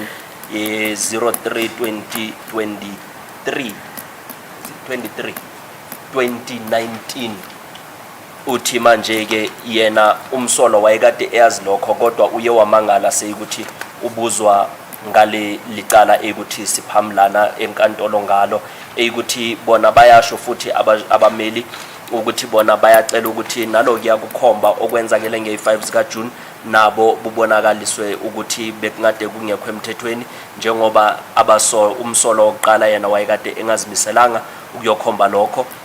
Uphoqwe amaphoyisa ukuthi ayokhomba ngokuthi yena uyavuma ukuthi ngempela ubekade elapho noma ubekade ekhomba indawo azaziyo. Uthe umnumzana Ramusipili uyacela ukuthi inkantolo ingavumi ukuthi umsolwa yena ngempela uye waya ayokhomba. Uma siqhubeka ke siya la umsolwa eyewashawa khona ethembisa enkantolo nge-10 zika July, umsolwa wokuqala yena uye weza ephana ngobufakazi ukuthi nge-10 zika July njengoba kwakade kuyophenywa yena uye washawa. Futhi ke akuzange kufakwe kuzo incwadi iOB ukuthi umsolwa uye washawa khona laphayana nge-10 zika July. Abameli bona bathi bayacela ukuthi kwazeke ukuthi amaphoyisa aye washaya umsolwa, futhi nase Silverton kuye kwayiwa futhi kwacelwa ukuthi umsolwa asuswe lapho ayobekwa kwesinye isitokisi. Ubufakazi buye bafakwa ubufakazi ebufaka encwadini yobufakazi ebizwa ubufakazi buka OO la ukuthi nakhona kuye kwashiwo ukuthi umsolwa njengoba ebekade eshawa kuye kwaziswa, kodwa lokho kushawa kukamsolwa wokuqala akuzange kuthathelwe ekhanda, kuye kwathathwa nje ukuthi uyakhuluma kodwa akuzange kubhalwe ndawo. Futhi kuyashiwo ukuthi nangalesikhathi umsolwa eyovela kumantshi, ngalendlela umantshi eyewaziphatha ngayo akusindlela ebekade isemthethweni. Kuyabonisa ukuthi umsolwa wokuqala naye wayekade ezimisele ukuthi atshele inkantolo ukuthi kwenzakeleni. Gcina lapho ke umnumzana Ramusipili ngomfakazi buka ukuya ngomsolwa wokuqala, nalapho uyacela ukuthi umsolwa wokuqala lobufakazi lobu bokugunyuluka inkantolo ingabamukeli ngenxa yokuthi umsolwa yena uhlukunyeziwe ukuze agcine seyikuthi uyagunyuluka noma ugcina esayina lawo maphepha ngemva kokuhlukunyezwa. Manje ke uma kungenwa kubufakazi bukamsolwa wesibini, sikhona istatement eyikuthi siye sashiwo ukuthi umsolwa abameli bona bayaphakama bathi bona abavumelani nale ndaba yakamsolwa wesibini ukugonyuluka kwakhe laphayana kuKennel Raphadu, ngoba amalungelo wakamsolwa wesibini nawo ayewaqhamukelwa ukuya ngomthetho sisekelo obekwe lana eMzansi Afrika, la ukuthi ubufakazi buye banikezelwa ukuthi umsolwa naye uyasho ukuthi uye eshawa amaphoyisa ethuselwa amaphoyisa, futhi yena wayekade engazimiselanga nokusayina lamaphepha lawa. Kuye kwayiwa endaweni ethize la ukuthi ubekade kunamafem ngemva kokuthi ubekade ehlangene nomantshi uKronye nge-24 zika June 2020, la ukuthi yena uye akazange umsolwa atshelwe amalungelo wakhe, kodwa kuleya ncwadi leyana kubhalwe ukuthi umsolwa yena utshelwe amalungelo wakhe. Umsolwa yena uthi uye wafakwa iplastiki naye ehlukunyezwa, leyo plastiki ize idonswa emuva, la ukuthi umsolwa wayekade eshawa naye ngaleso sikhathi leso. Futhi ke uye washo naye umsolwa ukuthi ugcine seyikuthi ubekade ewopha naye ezandleni zakhe, njengoba ozankosi zazikade zilokhunjeni ezibezikade zimqinisile. Futhi kugcineke seyikuthi kwistatement kuchaphazeleka igazi khona lapho, lesi statement umsolwa yena ethi usisayinile. Kuyazeka ke ukuthi umsolwa yena uboshwe nge-16 zika June 2020 eboshwa Sergeant Mukhani ehamba no Constable Mabhena, labe ukuthi bona bebakade bephenya kuleli cala. Futhi ke ushilo ke ukuthi ithema ebuza amaphoyisa ukuthi bazibonakalise ukuthi bangobani, njengoba besesengichazile ukuthi umsolwa yena ugcine seyikuthi uthi ushayiwe uMabhena ngemva kokuthi uMabhena ethe kuye angazenzi ingathi umuntu ohlakaniphile. Futhi ke umsolwa wesibini ushilo ukuthi uSergeant Mukhani wayekade ezazisile kuye ehamba noMabhena, washo ukuthi bebakade belibele bemfunela leli cala elika Senzo Meyiwa eyikuthi futhi bona bebakade baphethe nedokodo eyikuthi lalikade kuyidokodo lakwaNongoma. Umsolwa wesibini yena ke uhanjisiwe wayisiwa esiphoyiseni sasePretoria, la ukuthi uyawavalelwa khona. Futhi kwafika kwabhalwa ke kuyi-OB ukuthi yonke into yayikade ihambe kahle ukuya ngamaphoyisa, kodwa into ebhaliwe kwi-OB umsolwa uphikisana nayo, umsolwa wesibini uphikisana nayo, njengoba yena wayekade azi ukuthi uboshelwe icala lakwaNongoma leli ekuthi ulimele la enkantolo namhlanje icala lika Senzo lokubulala lika Senzo Meyiwa. Umsolwa yena uthi bekade engazi lokho ngoba bafike bamtshela ngokuboshwa kwecala lakwaNongoma. Umsolwa wesibini yena akazange esho amaphoyisa uthi amaphoyisa abazange bamtshele amalungelo wakhe ngalesikhathi beze bebemthathela no makhala khukhwini wakhe ababini, futhi bamthole ebekade enentombi yakhe. Into eyenzakele ke nge-17 zika June ukuthi umsolwa wesibini yena uye waphana uye wayisiwa ke boardroom, la ukuthi ubekade uSergeant Mukhani ithema kafika khona lapho bakade kunomuntu wesilisa obekade ethatha ithombe khona lapho zakhe umsolo wesibini bese ngemva kwesikhathi kulayi ukuthi uye wathathwa wayisiwa futhi kwi-boardroom la ukuthi kuye kwafika amaphoyisa alandelayo Mukhani, Mabhena, Mkhula no Brigadier Gininda nenye insizwa yayikade ifake ama-cruise band engaziwayo ngegama lalo. Futhi uthi-ke umnumzana Ramusipidi uBrigadier Gininda uye waphika ukuthi yena uyibekade ekwi-boardroom ngalelo langa. uMukhani noMkhula nabo baphikile ukuthi uBrigadier Gininda wayekade ekhona khona lapho kuleya boardroom la ukuthi njengoba kuthiwa umsolwa ukuyicala elikhulu kakhulu umsolwa wesibini manje umsolwa wesibini kuthiwa uyena ke oyikuthi ugcine seyikuthi uyaboshwa ngemva kokuthi umsolwa wokuqala wayekade sekaboshiwe futhi uthi kuyabonakala ukuthi kunokhonakala ukuthi lo muntu lo phenya kuleli cala lo ophethe leli cala leli uyena oye wakhuluma qala nomsolwa wesibini njengoba ikuthi uye wayisa laba abakhe abancane kuye ngerank ehambise abo sergeant. Umsolwa wesibini uye wafika waphana ngobufakazi ukuthi iphoyisa ebelikade likhulumisana naye kwakade ku Brigadier Gininda washo futhi nokuthi uBrigadier Gininda uye wambuza ngaleli cala lika lokubulawa kuka Senzo Meyiwa ukuthi umsolwa wesibini naye ushilo ukuthi uye watshela uBrigadier Gininda ukuthi akazi lutho la ukuthi uBrigadier Gininda uye wambuza futhi ngokubandakanyeka kwakhe kulokubulawa kuka Senzo Meyiwa. Umsolwa wesibini wagcina seyikuthi uyaphendula okwesibini uthi yena wayekade engekho emsebenzini yena ubekade esekhaya kula ukuthi umsolwa wesibini uye washo ke ukuthi uBrigadier Gininda uye wambuza ukuthi kungani eye wagunda inwele zakhe. Umsolwa wesibini yena uye waphendula uBrigadier wamtshela ukuthi akazange ayenze lehele inwele ngalendlela uBrigadier Gininda wayekade emtshela ngakho. Umsolwa wesibini yena uye wacelwa ukuthi avule umlomo wakhe ukubona ukuthi iphoyisa lize likwazi ukumbheka phakathi emlomo ukubheka ukuthi wayekade enalo igolide na emlomo. Umsolwa wesibini yena uye wahlolwa nokuthi wayekade engenayo imibhalo na noma ama-tattoo futhi ke umsolwa wesibini uye washo ke ukuthi uye wayisiwa eCarltonville emsebenzini la bekade esebenza khona kula ukuthi ubekade ehanjiswe uMabhena noMukhani.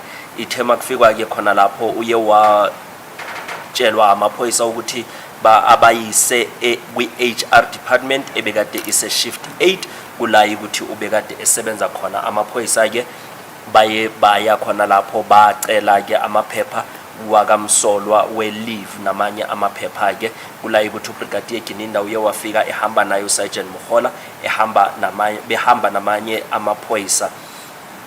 Thema kufika ke uBrigadier Gininda kula ukuthi kuye kwalandwa ke kwayiwa esibhedlela kulandwa ifile lakhe umsolwa wesibini. uBrigadier Gininda waya kumsolwa wesibini embuza futhi ngalo leli cala lokubulawa kuka Senzo Meyiwa. Umsolwa wesibini yena ugcine seyikuthi uyaphika futhi ethi Brigadier mina angikwazi lokho. uBrigadier Gininda yena waqhubeka wathi ungumsolwa wena kuleli cala futhi kunobufakazi obubonisayo ukuthi wena ungumsolwa kuleli cala lokubulawa kuka Senzo Meyiwa. uBrigadier Gininda uqhubeke kanjalo elibele etshela ufakazi ukuthi nala uma kubhekwa izithombe ezabantu ukuthi bakhona kuleli cala leli nawe uyabonakala ukuthi ukhona kuyithombe zalabo bantu ebakade bekhona kuleli cala. Manje ke uBrigadier Gininda yena uma eqhubeka uyabonisa ukuthi yena uye washo ukuthi umsolwa wesibini ubekade eyingxenye yalabantu laba ukuthi bona bakuleli cala leli lokubulawa lika Senzo Meyiwa futhi umsolwa wesibini yena akazange uBrigadier uthi umsolwa wesibini akazange aphike nangokho umsolwa yena ethi uphikile enkantolo manje umnumzana Ramusipili uthi uyacela ukuthi kubonwe ukuthi lobo bufakazi buka Brigadier Gininda akulona iqiniso ngoba akusiyinto ukuthi iyenzakele ngalendlela uBrigadier Gininda ayisho ngakhona uma kuqhubekwa ke umnumzana Ramusipili ebheka usekabheka ubufakazi ke bayo iAVL ukuya ngomnumzana uDuprez njengoba esho ukuthi imoto lebekade ihambisa umsolwa iye yafika yama laphayana Sibanye yama isikhathi esilingana namahora ayisikhombisa uyabuza umnumzana Ramusipili uthi kwakade kwenzakalani ngaso leso sikhathi futhi uthi uyabona ucela ukuthi kubonakala ukuthi ubufakazi bakhe umnumzana uMukhani bona kuyinto eyikuthi ngahle kungabazwe ngakho ngoba uma kubhekwa isizathu sokuthi umsolwa wesibini wayekade eyiselwani eAlbertine uthi leso sizathu leso isizathu eyikuthi singahle singabazwe ngoba kwakade kuboshwe lana umuntu oyikuthi ubucayi ngoba usecaleni elokubulawa kuka Senzo Meyiwa la ukuthi kungani lo muntu lo manje wayekade egcinwe laphayana kuleya ndawo isikhathi eside esingaka elibele eyedwa kungani bangamthathanga bamfaka kwesinye istokisi samaphoyisa ukumgcina njengoba ubufakazi beAVL busho ukuthi imoto iye yama laphayana isikhathi eside manje kungani bangazange bamgcine khona laphayana esitokisini samaphoyisa ngoba ushilo umnumzana Ramusipili ukuthi akhona amanye police station akhona eduze kodwa umsolo akazange agcinwe khona kuyasho ukuthi ikhona into eshaya amanzi khona lapho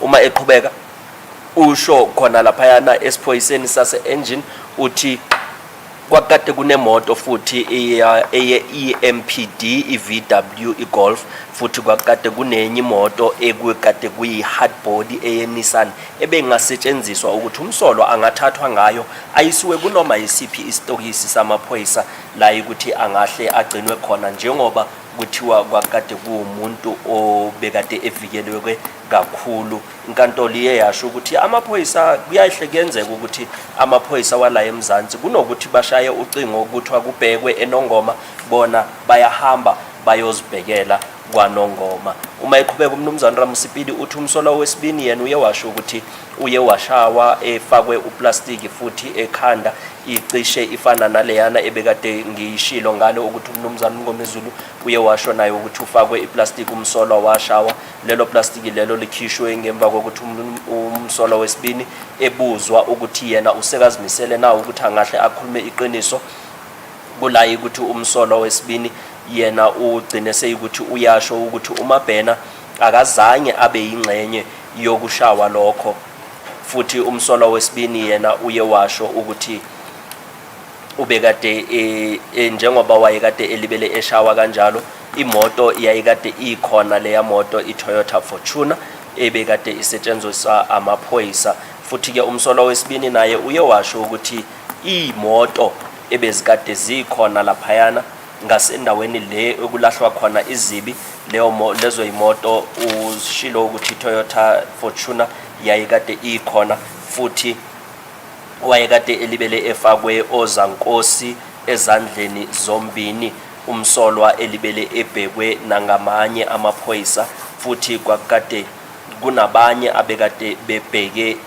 umzila la kudlula khona istimela kuye wafaswa umsolwa efaswa ozankosi zakhe ziyazafaswa kuleyo nsimbi la kudlula umzila westimela uthi ke uma eqhubeka umnumzana Ramusipili uthi umsolwa uye washo ukuthi leya jacket yakhe ibiye yakhishwa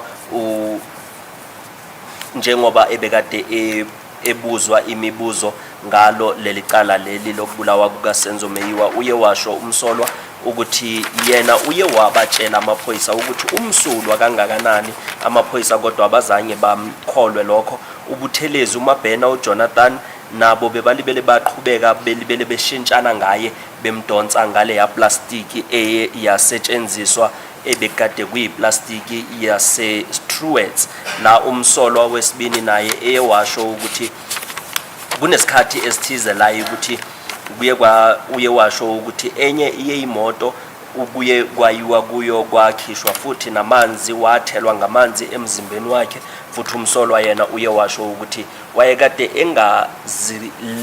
enganelisekanga enqondweni yakhe ukuthi angahle akhulume ngoba kwakade futhi nangalela langa ushilo umsolwa ukuthi kwakade kubanda kakhulu ingakho yena ethi ubekade egqokile futhi ngalelo langa akalalanga kahle njengoba wayekade ebuyiswe intathakusa.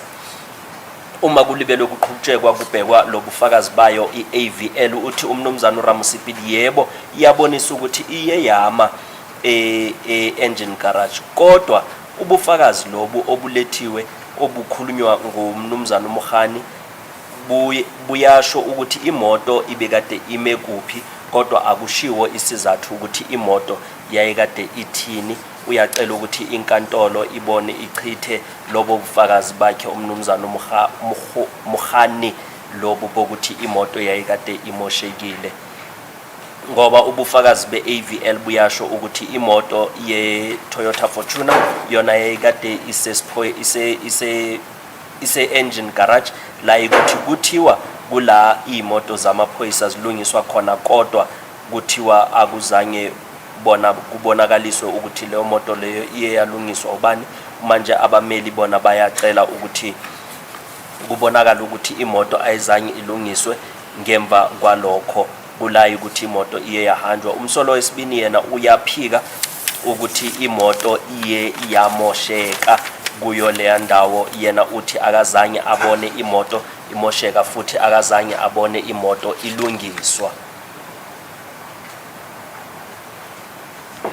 Ukuya ngobufakazi bayo iAVL lobo bufakazi buyasho ukuthi imoto ime laphayana engine garage kufike kusukela ihora lesithupha lishaya nge-18 zika June uyofika ntathakusa la bese sekushaya imizuzu eyishaka lolunye ngemva kwehora le12 bese sekuyi 19 ke ngalelo langa la ukuthi imoto yayikade ihamba yasuka ke eEratin yaya ePretoria North la ukuthi umsolwa uye wafikiswa khona imizuzu engama20 ngaphambi kokuthi kushaye ihora lesithathu ntathakusa.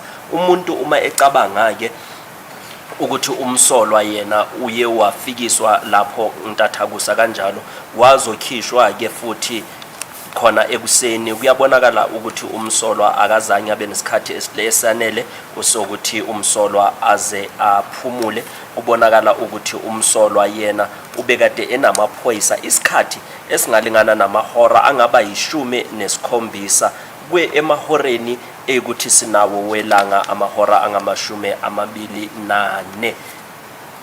Izinto ezenzakele ke uma siya kwizinto ezenzakele nge-19 zika June umsolwa wesibini yena uye wakhishwa ke esiphoyiseni ekhishwa umnumzana uMkhani isikhathi uma kusele imizuzu elishumi ngaphambi kwehora lesihlanu ntathakusa la ukuthi umsolwa uye wabekade eyisiwa esiphoyiseni saseFosloras ubekade eyiselwa leliyaqala lakwaNongoma kula amaphoyisa wona waye waphana ngobufakazi ukuthi umsolwa ubekade eyisiwa eFosloras la ukuthi ubekade eyovelela icala leli eleyidakamizwa umsolwa wesibini. Ukuya ngobufakazi ke bakhe umnumzana uMkhani uye washo ukuthi ke ithema basendleleni baya eFosloras baye bathola ucingo elibuya kuBrigadier Gininda elibatshela ukuthi manje kuzafuna ukuthi baqhezuke emgaqweni baye eMoroka Police Station la ukuthi uBrigadier wayekade sekayenza amalungiselelo bokuthi bazohlangana naye uKennel Raphadu la ukuthi uzofika athathe istatement kusuka kuye umsolwa wesibini. Ukuya ngaye umnumzana uMkhani uthi ke bona baye baqhubeka baya ke la ukuthi bebakade betshelwe khona ukuthi bayohlangana naye uKennel Raphadu bona wayekade behamba no Jonathan uye oye wayisa umsolwa wesibini kuye uKennel Raphadu. Ithi umsolwa wesibini yena uyaphika ukuthi uhlangene noKennel Raphadu ekuseni nge-19 njengoba amaphoyisa wona asho. Yena umsolwa uthi uma ke fika laphayana kuleya ndawo kwakade kungasi emini ekseni njengoba ukuthi uKennel uSergeant Mkhani yena uthi bafike ekuseni umsolwa uyakuphika lokho. umsolwa wesibini yena ushilo ukuthi lezi zinto ezikhulunywa umnumzana uMkhane kwakade kungasiqiniso kodwa ushilo umsolwa futhi ukuthi bona bebakade ngempela kuhanjwa ngale moto enye ebekade balandela emuva bebakade kuneyimoto eze EMPD ukuthi nazo zazikade zihamba khona lapho yena uthi uqale ukubona lokho uma sekufikwa ngase Vosloorus umsolwa wesibini yena ushilo futhi ukuthi enkantolo yase Vosloorus akazange afakwe kwenye imoto yena uye washo ukuthi akazange futhi avele nasenkantolo ubekade elibele akazange futhi afakwe nasemaselini umsolwa wesibini yena uthi ngemva kwesikhashanyana kulayo ukuthi kuye kwahanjwa ke kuhanjiwa kusuka laphayana enkantolo yase Vosloorus kwangenwa emgaqweni ke uN3 ithe makulibele kuhanjwa ke kanjalo uye wabona ke umsolwa ukuthi kuye kwafikwa esibhedlela saseSoweto iChris Hani Baragwanath kuye washo ke umsolwa wesibini ukuthi iphoyisa elomuntu wesilisa ke lona liye lafika ukuthi lelo phoyisa lalikade lihamba nomuntu wesifazane nomntwana lelo phoyisa lelo ke lona lifike lihamba nomuntu wesifazane nomntwana kanjalo yena wangena ke emotweni wafika wahlala ngasehlangothini lesandla sesinxele futhi amaphepha wayekade ekhona ephethwe kuye iphoyisa lelo ukuthi umsolwa yena ulaze njengomnumzana uRaphadu ithe umsolwa uma ephana ngobufakazi bakhe uye waqhubeka washo ukuthi uye wabona iboard ebekade ibhalwe ukuthi Orlando kula ukuthi umsolwa uye washo ukuthi uBrigadier Gininda wafika njengoba ebekade ichazile nangale ngakumnumzana Mngomezulu ukuthi uBrigadier Gininda ufike ehamba no Sergeant Mkhola bambuza futhi nangokubulawa kuka Senzo Meyiwa umnumzana uRamsipili uphinda into ecishe ifana nayo leyana uma siya khona lapho izinto ezenzakele khona nge-19 ukubuya lokuyana ukusuka eRustenburg la ukuthi nomnumzana uMngomezulu wayekade ekushilo ukuthi kuye kwabuyiwa kusuka eRustenburg la ukuthi umsolwa ubekade ethweswe icala lokuthi ubekade etholakele eneyinhlamvu la ukuthi umsolwa ushilo ukuthi akazange efakwe emaseleni njengoba ukuthi umnumzana uMkhane naye eshilo ukuthi umsolwa akazange efakwe emaseleni walaphayana eRustenburg lokho ke uthi umnumzana uRamsipili kuyenzwa ukuthi kuzibuzwe imibuzo ukuthi ingani umsolwa engazange efakwe emaseleni futhi ke kuyakhulunywa nokuthi uyasho umnumzana Ramsipili ukuthi ukuya ngomsolwa wesibini yena uthi uye wafakwa ke esiphoyiseni sase Primrose la ukuthi bekade kuse isikhathi kwakuyimizuzu e15 ngaphambi kwehora lesine ntathakusa nge20 zika June uma besuswa besuka eRustenburg bezofika ePrimrose umsolwa yena ushilo ukuthi uye wafakwa futhi nasesiphoyiseni sasePretoria umsolwa yena lokho kubonakalisa ukuthi umsolwa ke uthathe isikhathi esingaba lingana namahora angama22 ngemva kokuthi kusukwe eRustenburg naye sonke lesiyasikhathi elibele hamba namaphoyisa ngaleli yalanga ukusuka nge19 ukuyisa kuyi20 zika June futhi ke kuyabonakala ukuthi umsolwa yena uqhubeke futhi ehlala isikhathi eside namaphoyisa isikhathi esingalingana namahora angama44 emahoreni angaba ama48 ekubonisa ukuthi umsolwa wayekade ehlukunyezwa ngokuthi abe namaphoyisa ngaleyo ndlela noma ukuba namaphoyisa isikhathi eside kanjalo uthi futhi uma kubhekwa nobufakazi bakhe udokotela uyafanisa naye ubufakazi ukuthi umnumzana uMngomezulu bese sekabhekile nakho nayi enye into evelile ukuthi nge24 zika June kuyazeka ke ukuthi umsolwa yena uye wathathwa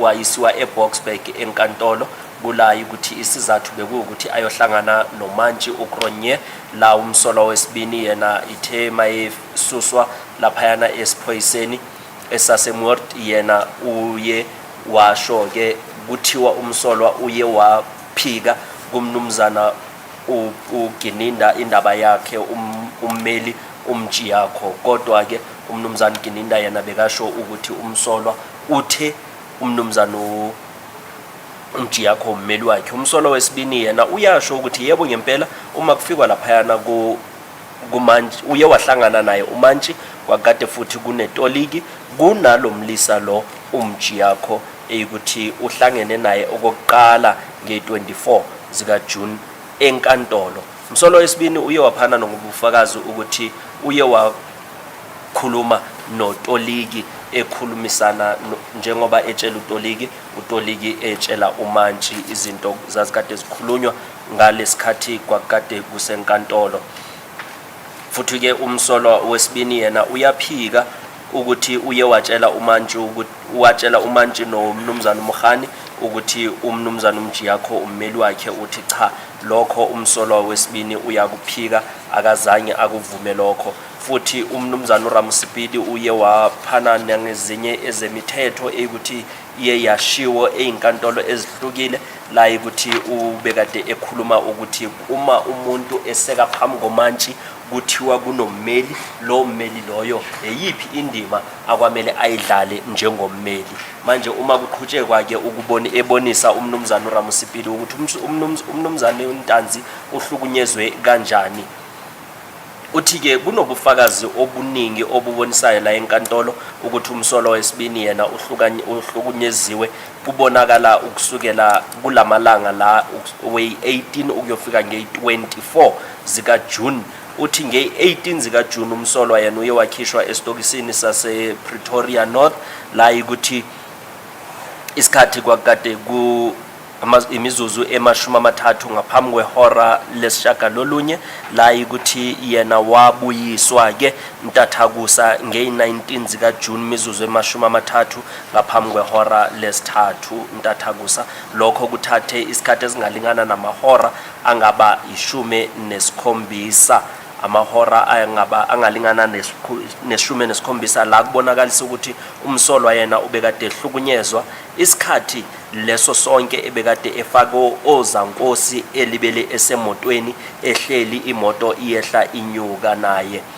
Uthi kuyabonakalisa futhi ukuthi ubufakazi lobu obizwe abofakazi ababushilo la enkantolo akusilona iqiniso isikhulukazi ubufakazi bokuthi umsolwa wayekade ezodliwa isizungu ngalesikhathi ebekade ezosala eyedwa. Nangokho umsolwa kuthiwa uye walala kodwa umnumzana Ramusipidi uthi umsolwa akalalanga isikhathi esanele ngoba ulele isikhathi esingalingana ngaphansi kwamahora amabili ngaphambi kokuthi ayisiwe ku-Colonel Raphadu nge-19 zika June ekhishwa laphayana esitokisini imizuzu 30 ngaphambi kwehora lesithupha la ukuthi ubekade eyisiwa khona ku-Colonel Raphadu elele isikhathi esingaphansi kwamahora amathathu la ukuthi nakhona ekufikeni kwakhe ku-Colonel Raphadu umsolwa uthi wayekade ehanjisiwe kusuka enkantolo yase-Vosloorus ukuyisiwa khona lapho eMoroka ekubonisayo ukuthi umsolwa wayekade ehlukunyezwa. Nako lokho kuhamba lokho umnumzana uRamusipidi ukuthatha njengengxenye yokuhlukunyezwa. Uthi umnumzana uRamusipidi abukho ubufakazi lana enkantolo obubonisayo ukuthi umsolwa yena uye wahamba wasuswa esiphoyiseni sase Pretoria ukuyofika eMoroka yena abukho ubufakazi obubonisayo ukuthi umsolwa ubekade edla. Inkantolo iye yabuza ukuthi manje kusho ukuthi amaphoyisa nawo lawayana wayekade engadli umnumzana Ramusipidi wathi lokho akusinto engayisho kodwa ngikhuluma lokho okukamsolwa ukuthi yena wayekade efakwe ozankosi isikhathi esingalingana namahora 12 ngoba usoloko afakwe ozankosi kusukela imizuzu 30 ngaphambi kwehora lesithupha ekseni ukuyofikela uma kushaya ihora lesihlanu ntambama elibele efakwe ozankosi ngalo lelo suku wayekade ethatha ayiswa eMoroka. Futhi ke ubufakazi buyabonisa ukuthi uma efikile ke eMoroka yena umsolwa uye wathathwa wayisiwa eRustenburg la ukuthi uye wafikiswa khona eRustenburg nge-20 zika June mizuzu 15 ngaphambi kwehora lesine. Futhi uthi umnumzana uRamusipidi umsolwa ke yena uyabonisa naye ukuthi uye wayisiwa futhi wayisiwa ePrimrose elibele efakwe ozankosi lokho nako uthi umnumzana Ramusipidi ukuhlukunyezwa ngoba umsolwa wayekade enganikwa isikhathi sokuthi alale isikhathi esanele nangokho kuye kwashiwo ukuthi umsolwa wayekade lale emotweni kodwa umnumzana Ramusipidi uthi cha lokho akusikona ukulala oyikuthi umuntu uyabonakalisa ukuthi uyahlonipheka ngokulala ngaleyo ndlela enjalo uthi uma kubhekwa lo buyafakazi bakhe umnumzana umjiyakho ubandakanisa nalo yana okukhulunywa umnumzana uMngomezulu ukuthi umnumzana umjiyakho yena akusiyena umuntu eyikuthi kungahle kubugxilwe kuye ukuthi ngalesi sikhathi uhlangene naye umantshi umnumzana umjiyakho uye wayeka edlala indima yokumela ngoba ayikho into aye wayikhuluma futhi nomthetho sisekelo uyasho ukuthi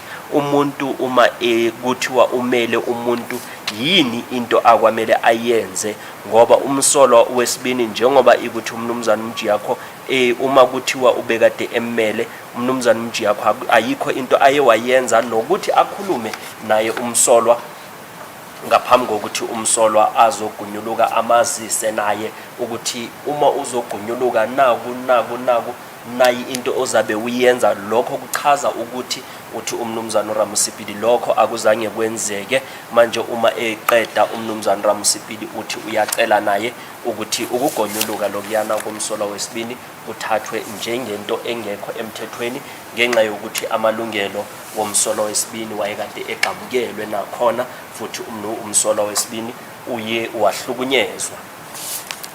As the court pleases, my lord, I am done with the heads of Mr. Ramusipidi. Yeah, the others, Mr. Mshololos.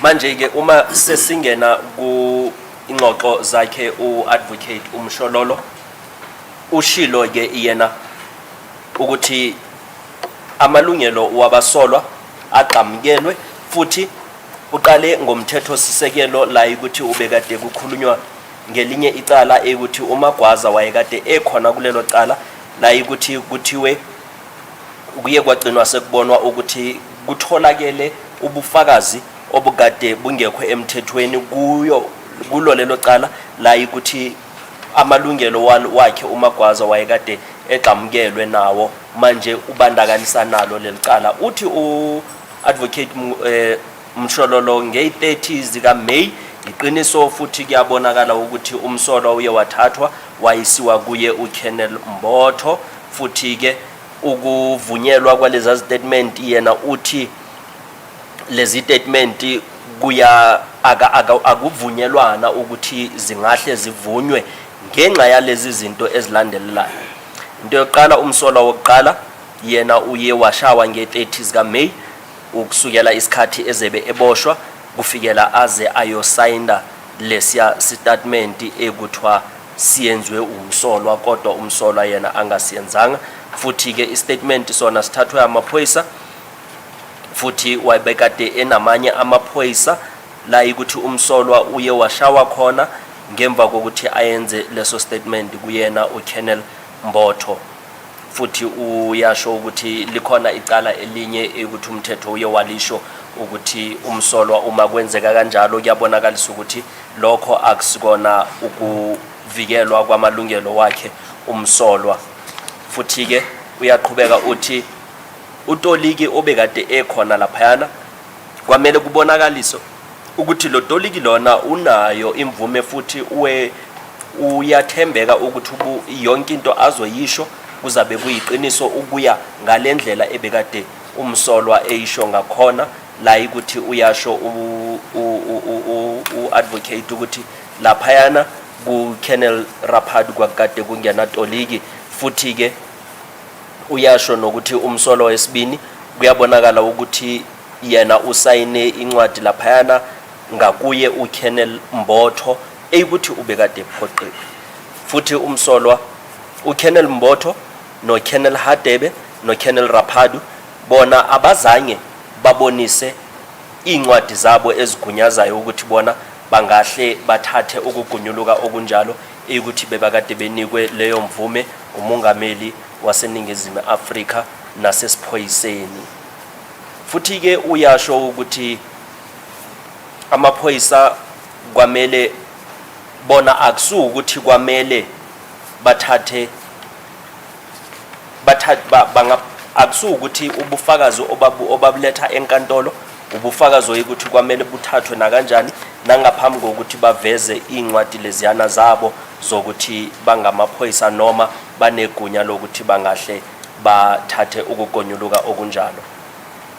Umsola wokuqala akazange ayenze istatement futhi yena uye waphoqwa ukuthi ayenze istatement ngemva kokuthi sekashawe amaphoyisa bese yena ugcine seyikuthi uyisiwa kuye uKennel Mbotho la ukuthi uye wamcela ukuthi asayine la ubekade uKennel Mbotho ebhale khona. Kuyashiwo ukuthi umsola wokuqala yena akazange asayine istatement kuKennel Mbotho ezimisele futhi kuyimvume yakhe ukuthi yebo uvumelana nayo yonke into ebhalwe kuleso statement. Kennel Mbotho futhi ke yena akazange uma ephana ngobufakazi asho ukuthi umsola wokuqala uye wambheka ukuthi wayekade elimele.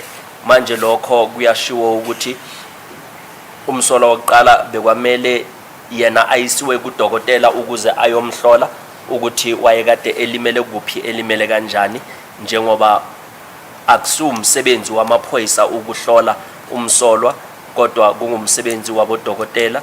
Uma umsolwa elimele amaphoyisa kwamele balalele isicelo sakhe noma balalele ukuthi umsolwa uthi ulimele.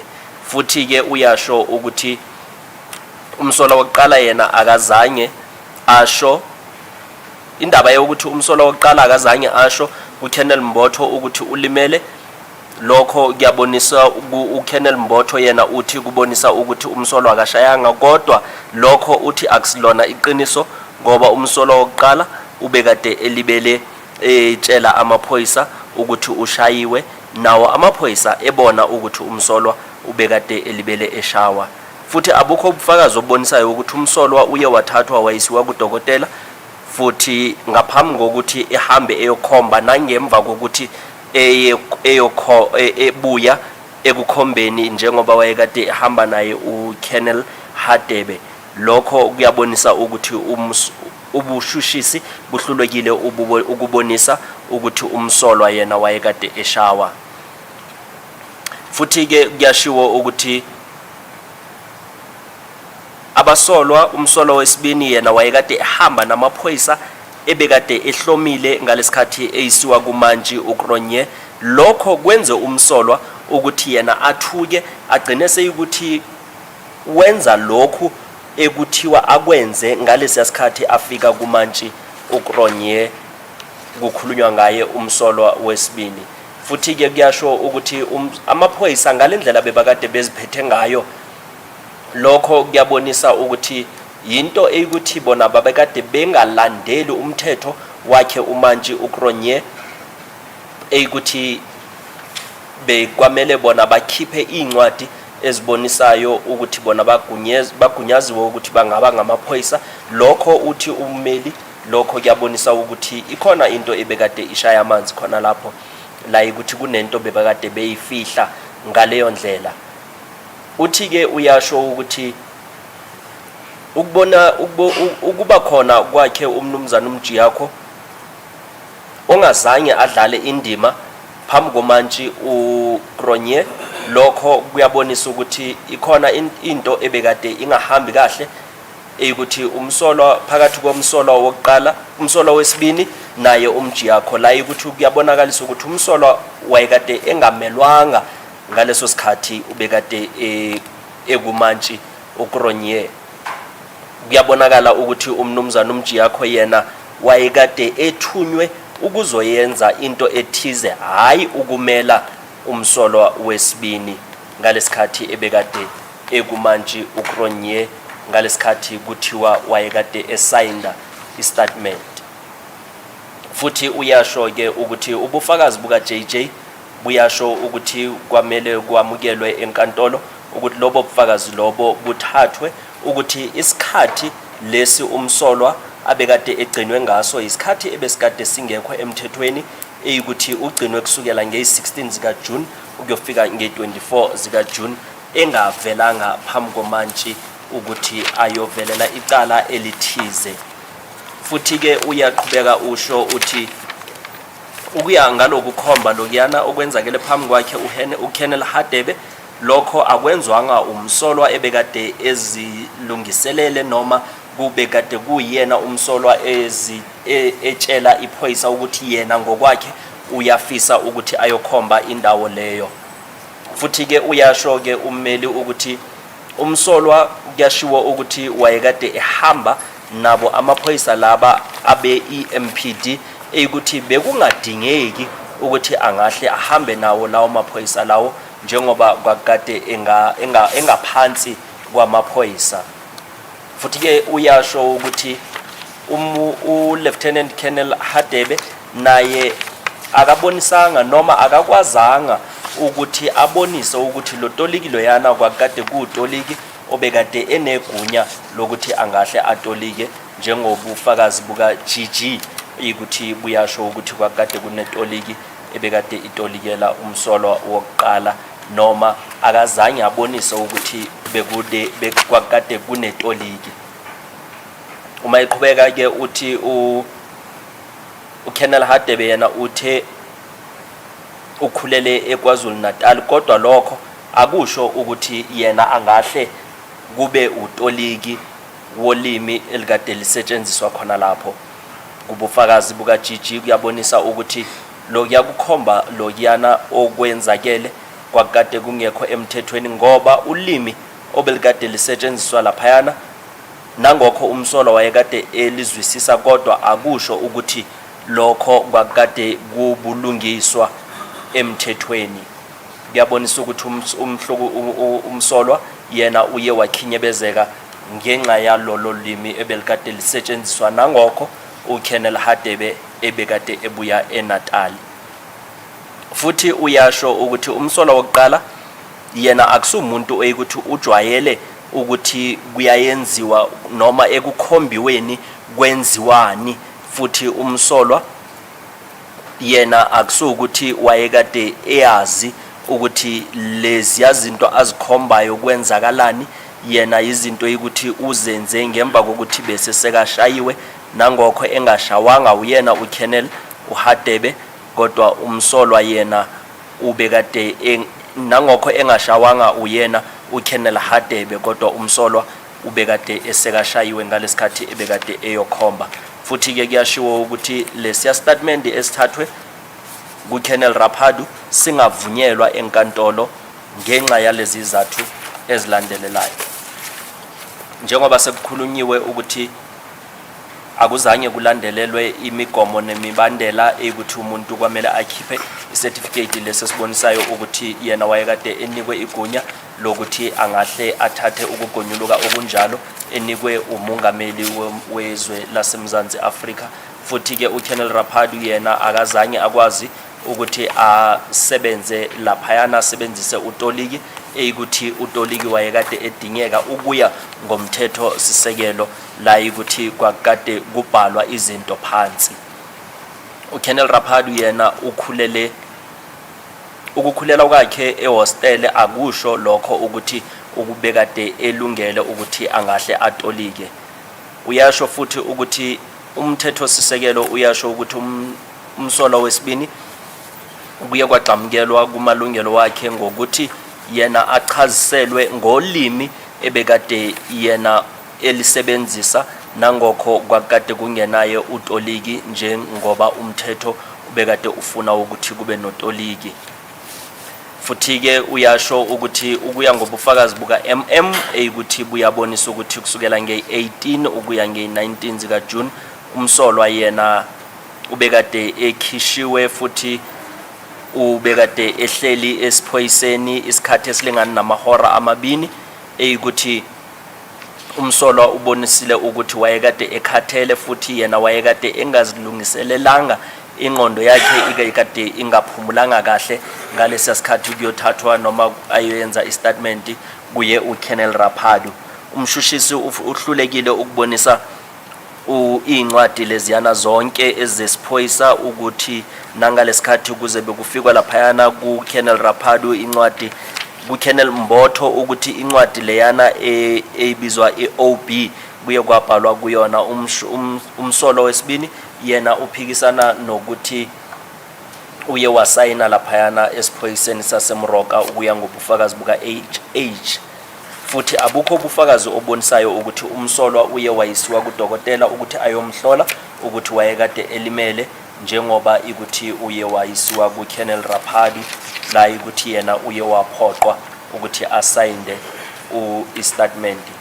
Uma ethatha ke ubufakazi buka Brigadier Gininda uthi uadvocate Mshololo uthi uBrigadier Gininda yena uye waphana ngobufakazi ukuthi uye wahlela ukuthi uKennel Mbotho ahle noKennel Hadebe ba ngemva kokuthi umsolwa wokuqala abonise ukuthi yena ubekade efuna ukwenza istatement nokuyokhomba futhi ke yena uye waqhubeka washo ukuthi uye washayela uBrigadier Rapadu ucingo no Mantshi uKronye ngemva kokuthi umsolwa wesibini naye ebonise ukuthi ufuna ukwenza istatement thizeni kodwa uBrigadier yena akazange abonise ukuthi ubekade exoxisana nabo noma embahloba imibuzo labasolwa umsolwa wokuqala la ukuthi umsolwa ke uye wagcina seyukuthi uyakhetha ukuthi yena ufisa ukwenza istatement akazange abonise lokho bufakazi lobo.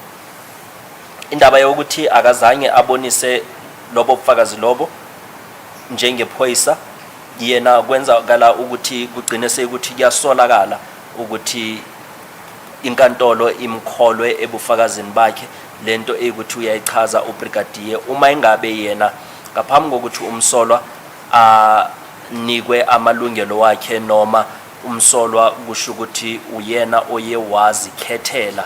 uBrigadier yena uye wakhuluma ngamakhophi athizeni awe diary yakhe eyikuthi akusiwona izinto eyikuthi zibhaliwe zisemthethweni ebezikade ziphelele eyikuthi ziyezalethwa uBrigadier lana enkantolo ukuthi zona zizohambiselana nobufakazi oyikuthi bukhona lana enkantolo futhi ke uyasho ukuthi umsolwa wokuqala uyaphika ukuthi uye watshelwa amalungelo wakhe uBrigadier Gininda futhi yena ke akazange uye waphoqelwa ukuthi ayenze istatement nokuyokhomba futhi ke akazange anikwe amalungelo wakhe yena umsolwa wokuqala kuzo zombini lezo zinto yokukhomba nala kukhulunywa ukuthi ubekade efuna ukwenza istatement ekutheni ugcine seyukuthi umsolwa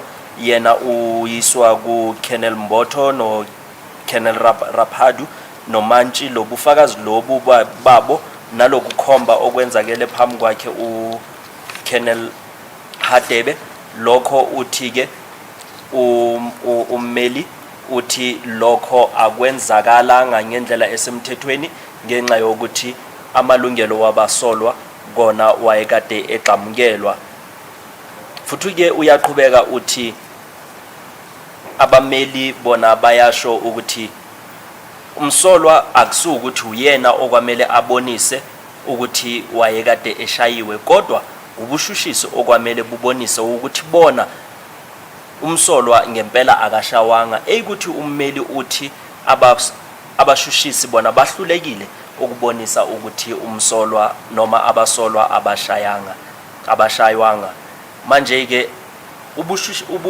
abameli bona bathi umsolwa wokuqala uye washawa ngamalanga eyikuthi asekashiwo la enkantolo eyikuthi umsolwa yena uye waphoqwa futhi nokuthi asayinde istatement eyikuthi CSI yenzwa kuKennel Mbotho ngalawo malanga ebusuku khona lapho la ukuthi umsolwa ubekade eshawa phambi kwamaphoyisa.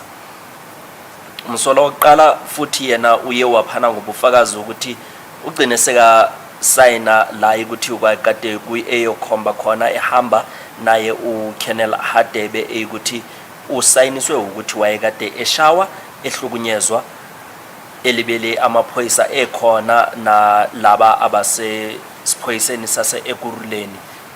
Umsolwa wesibini naye uye waphana ngobufakazi oyikuthi abuhlukananga nabo lobu ocishe bufana nabukamsolwa wokuqala eyikuthi ngalendlela eyikuthi ushawe ngayo kusukela ngalesa sikhathi ezebe eboshwa kufikela ayo signa istatement ku Colonel Raphadu nakumantshi uGronye. Futhi ke abameli bayasho ke ukuthi abasolwa bobabini bona abazange bavule icala, lokho akusho ukuthi abazange bashawe. Uma kubhekwa ukuhlukunyezwa kwakhe umsolwa wesibini, kuthiwa kunobufakazi obubonakalisayo la enkantolo ukuthi umsolwa yena uye wahlukunyezwa isikhathi eside kusukela nge-18 ukuyofika nge-24 zika June. Ngawo lawo malanga uye umsolwa wathathwa esiphoyiseni sase Pretoria isikhathi kwakwengimizuzu engamashumi amathathu njengoba umnumzana Mngomezulu wayekade eshilo nomnumzana uRamusipidi ukuyofika Ntathakusa imizuzu emashumi amathathu ngaphambi kwehora lesithathu nge-19 zika June. Lokho bonakalisa ukuthi umsolwa uhlezi isikhathi esingalingana namahora ayishume nesikhombisa ebekade umsolwa ehleli emotweni elibele efakwe ozankosi. Abukho ubufakazi lana enkantolo obubonisa ukuthi umsolwa yena akahlalanga isikhathi esinjalo. Futhi ke kuyabonakalisa abukho nobufakazi obushoyo ukuthi umsolwa udlile ngalelo langa ngalawo malanga ikusukela i-19 ukuya kwi-20. Nge-19 zika June umsolwa ke yena uye wakhishwa ke ebhukiwa out ngemizuzu engamashumi amathathu ngaphambi kwehora lesihlanu.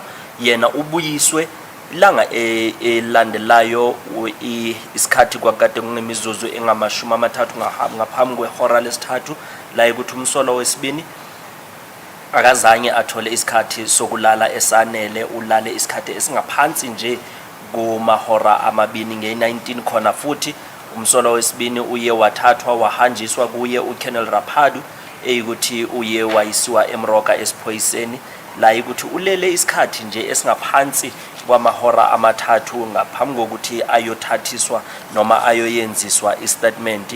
Manje uthi abameli bayacela ke ukuthi akukhonakali ukuthi umsolwa yena angahle ayoyenza istatement ebekade inqondo yakhe isebenza kahle ngoba akalalanga isikhathi eside ngenxa yokuthi uhlukunyezekile isikhathi leso sonke ukusukela ngalesa sikhathi njengoba ekade elibele ehamba emotweni ukuya laphayana esiphoyiseni sase Moroka ukususwa eFoslo ehanjiswa esiphoyiseni eyisiwa eFosloras kusuka eFosloras ayisiwa esiphoyiseni esase Moroka nge-19 zika June isikhathi bese sekuyihora le5 ntambama la ukuthi abukho ubufakazi lana enkantolo obubonisayo ukuthi umsolwa wesibini yena wayekade esuswe enkantolo esiphoyiseni sase Pretoria isikhathi sonke leso sikhathi elibele eyisiwa nasesiphoyiseni sase Moroka. Ubufakazi obushoyo ukuthi umsolwa wayekade edla abukho ubufakazi obonisa lokho, kodwa into eyazekayo ukuthi wayekade ephakathi kuleya moto yeFortuna efakwe ozankosi isikhathi esingalingana namahora ayishume nambini. Phinda futhi into ebekade ikhulunywe naye ummeli uRamusipidi ukuthi umsolwa uye wayisiwa esiphoyiseni sase Primrose wahlala isikhathi ukusuka eRustenburg ukufika ePrimrose isikhathi esingalingana namahora amashumi amabili nambini ukuthi umsolwa futhi yena uhanjiswe sonke lesiya sikhathi uma kuhlanganiswa isikhathi umsolwa hanjiswe ngaso kusukela nge-18 June ukuyofika nge-20 zika June kubonakalisa ukuthi ngalingana amahora angamashumi nantathu nesishagalolunye la ukuthi umsolwa wayekade elibele ehleli efakwe ozankosi elibele engadli engalali futhi. Manje uthi ke kuyabonakala ukuthi amalungelo wakamsolwa ayewaqhamukelwa, lokho akuvunyelwanga ukuya ngomthetho ukuthi umsolwa angahle ayothathwa kuthiwa wenze istatement lo muntu ezilungele engqondweni ukuthi angahle ayothatha istatement. Uma egcina ke ummeli umshololo uthi uyacela ukuthi kubonakala ukuthi lokhu kugonyuluka lokhu kwakade kungekho emthethweni ukuya ngomthetho sisekelo walapha eNingizimu Afrika ugoba umsolo wokuqala nomsolo wesibini bona abazange bagonyuluke bebekade bezilungiselele noma bebekade befisa ukugonyuluka ngaleyo ndlela. As the court pleases, my lord, I am done with all three heads of arguments. Nizwile bafowethu, nizwisisile yonke into engiyichazile. And I have just asked the accused, my lord, they say they understood all the three heads of arguments. My lord. Why do you say three? From Mr. Mngomezulu, Mr. Ramasipidi, and Advocate Msholo. And? Advocate Msholo. And what about Advocate Baloyi? Advocate Baloyi. As the court pleases, I asked them on Friday if they understood the heads of Advocate Baloyi. My lord. Yeah, you can't dodge me. As the court pleases. That is it, ne? Mr. Baloyi, when are we again coming together? Yeah, I think all the parties are through with their submissions. Is that so? Yeah. Is that correct? Everybody is through with his submissions? What's left is for the court. Yes. That is indeed so, Mr. Okay. Yeah, this is a short addendum. The court, having heard the evidence adduced by the state and the evidence adduced by the defense, the submissions made by all the parties,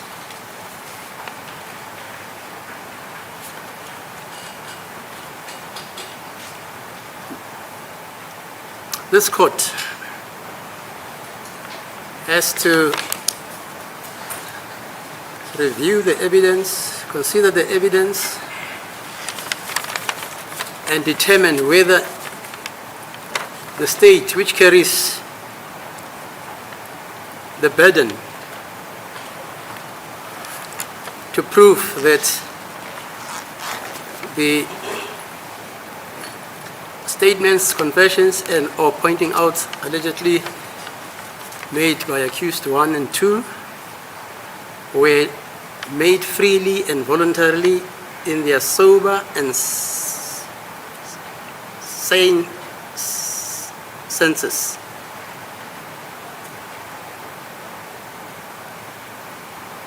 Without any coercion, as determined in Section 35F of our Constitution,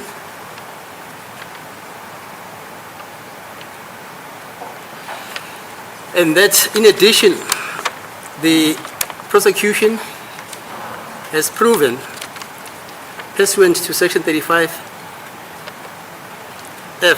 of our Constitution, that the acquisition of the allegedly, as stated by the state, freely and voluntarily made confessions complied with our constitutional prescripts of Section 35(5), in that such evidence which the state alleges it gathered and complied with in order to prove its onus, the onus which reposes on it.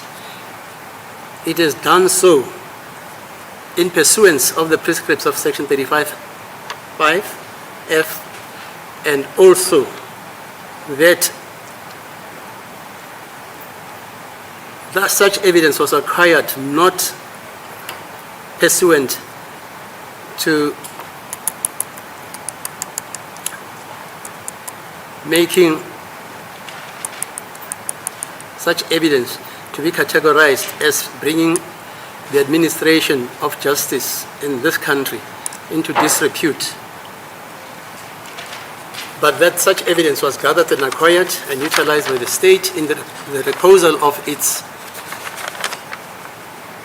owners in order to comply with the prescripts of the Constitution. This court, after having considered all that evidence, all the submissions, will on Thursday make a ruling. I suppose we all know what a ruling is in the pre-trial conference. Miss, do you know that? You know that? Yes, we do, madam. That it won't be a full-blooded judgment. It will be a ruling. And such ruling, by its nature, as determined by convention and the law, is relative and not final, because at this juncture, this court is not seized with the rest of the marital evidence. And this court can determine at this stage how that evidence, which is going to be led by the state, and if it is also led by the defense in rebuttal, how that evidence is going to impact, affect, diminish, increase the evidence that will be led in the merits of the case. And only after this court has heard that other evidence can this court be in a position to join the evidence which was heard in the trial, within the trial, and that which was heard within the merits, and draw a joint judgment which incorporates both of these exigencies. So it mustn't be here because hey, judge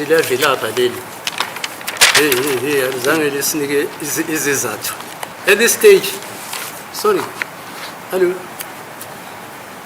just for that case, maybe it's important just to quote it. Elia Fesser, why want to deskinya? Akisa. And it's not me saying that, it's the authorities. It's the suspense is killing us. No, we can't be killed by the law. No, it's because I think I should read that because I'm saying it. So I must read that authority which says that that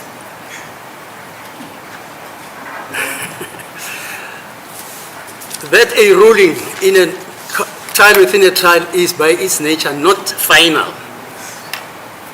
Even if you close your case, the state has closed this case, still not final. It will be final only after the accused themselves have either closed their case and argued and enable this court to assemble all the evidence. Can then this court write a final judgment? Manje inkantolo ithi ngemva kokuthi seyilalele bonke ubufakazi obethulwe umshushisi nabasolwa kulesi sigaba esibizwa i-trial within a trial la ukuthi bakade kunendaba ebekade idingidwa lapho. Manje-ke inkantolo ithi ngemva kokubheka ukuthi abasolwa bagunyuluke noma baye bakhuluma lento ebekade beyikhuluma bebekade kuyibona abekade bezithula emaphoyiseni noma kulo muntu obekade bezethula kuye ngokwabo ngokuthi bona babekade bekhululekile ukwenza njalo. Inkantolo ke ithi kwamele ikhiphe isinqumo hayi isahlulelo sokuthi iyakwevuma noma ayikuvumi lokho. Manje isinqumo leso inkantolo ithi izosikhipha ngoLwesine eyikuthi sizabe sisho ukuthi inkantolo ithini ngemva kokuthi seyilalele ubufakazi bobubini, bese ke ngemva kokuthi seyilalele bonke ubufakazi obusazoza eqaleni kula inkantolo izokhipha isahlulelo sokuthi yona ithini ngaso isigaba lesi i-trial within a trial.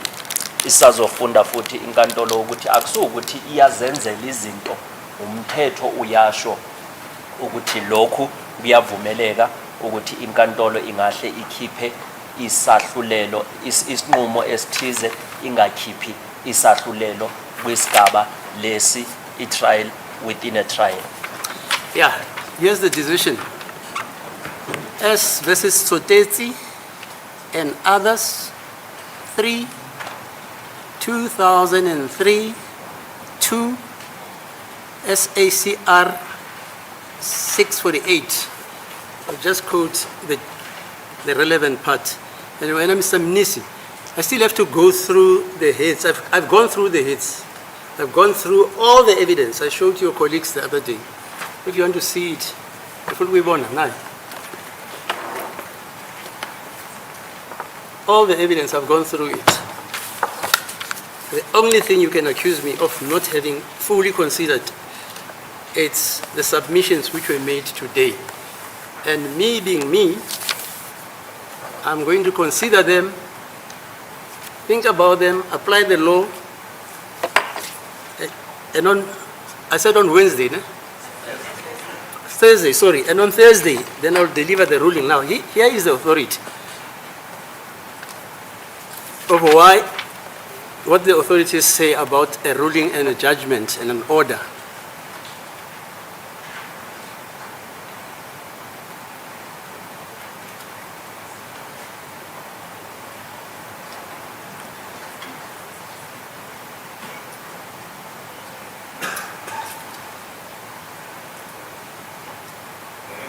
Lastly, this is on page 654. Lastly, the provisional character of the ruling was not in order to await possible evidence to substantiate the ruling, as I understand the case of the Thuli.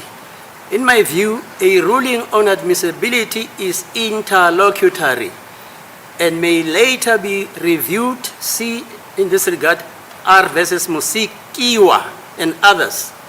1965, 3 SA 529 SRA, a judgment of MacDonald AJP at 530 to 1, he said, "It is important to bear in mind that a ruling on admissibility is not final. Relevant evidence led in the main trial may be taken into account by the judge or magistrate when reviewing his decision on admissibility, no matter what the source of such relevant evidence might be. There is no reason why this should not also be the position when a trial within a trial is heard." In the case of Machundu, S. Machundu 2000 versus 2002 SACR 313 W, the shoes, J. Shoes.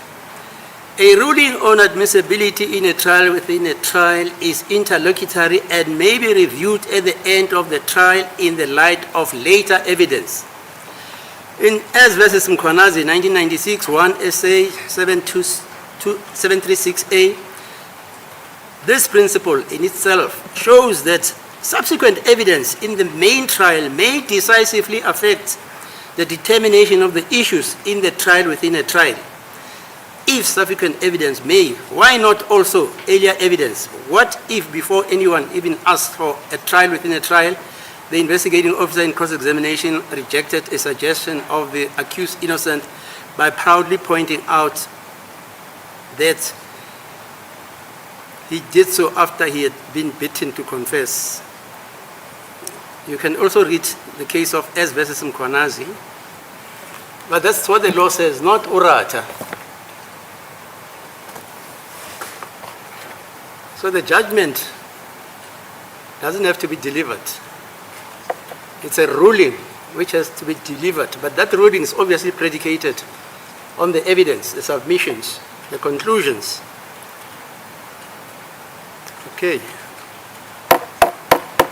So don't expect a judgment on Thursday. You expect a ruling. And I don't know what the ruling is as I'm speaking to you now. Any questions arising?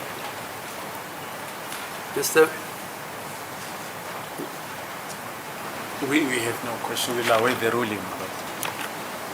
You don't have a quarrel with the other judges saying that? No, I think the law is pretty much clear. It's clear, ne? Yes. Okay, fine. Then meet on Thursday. manje ngolwesine ke siyabuya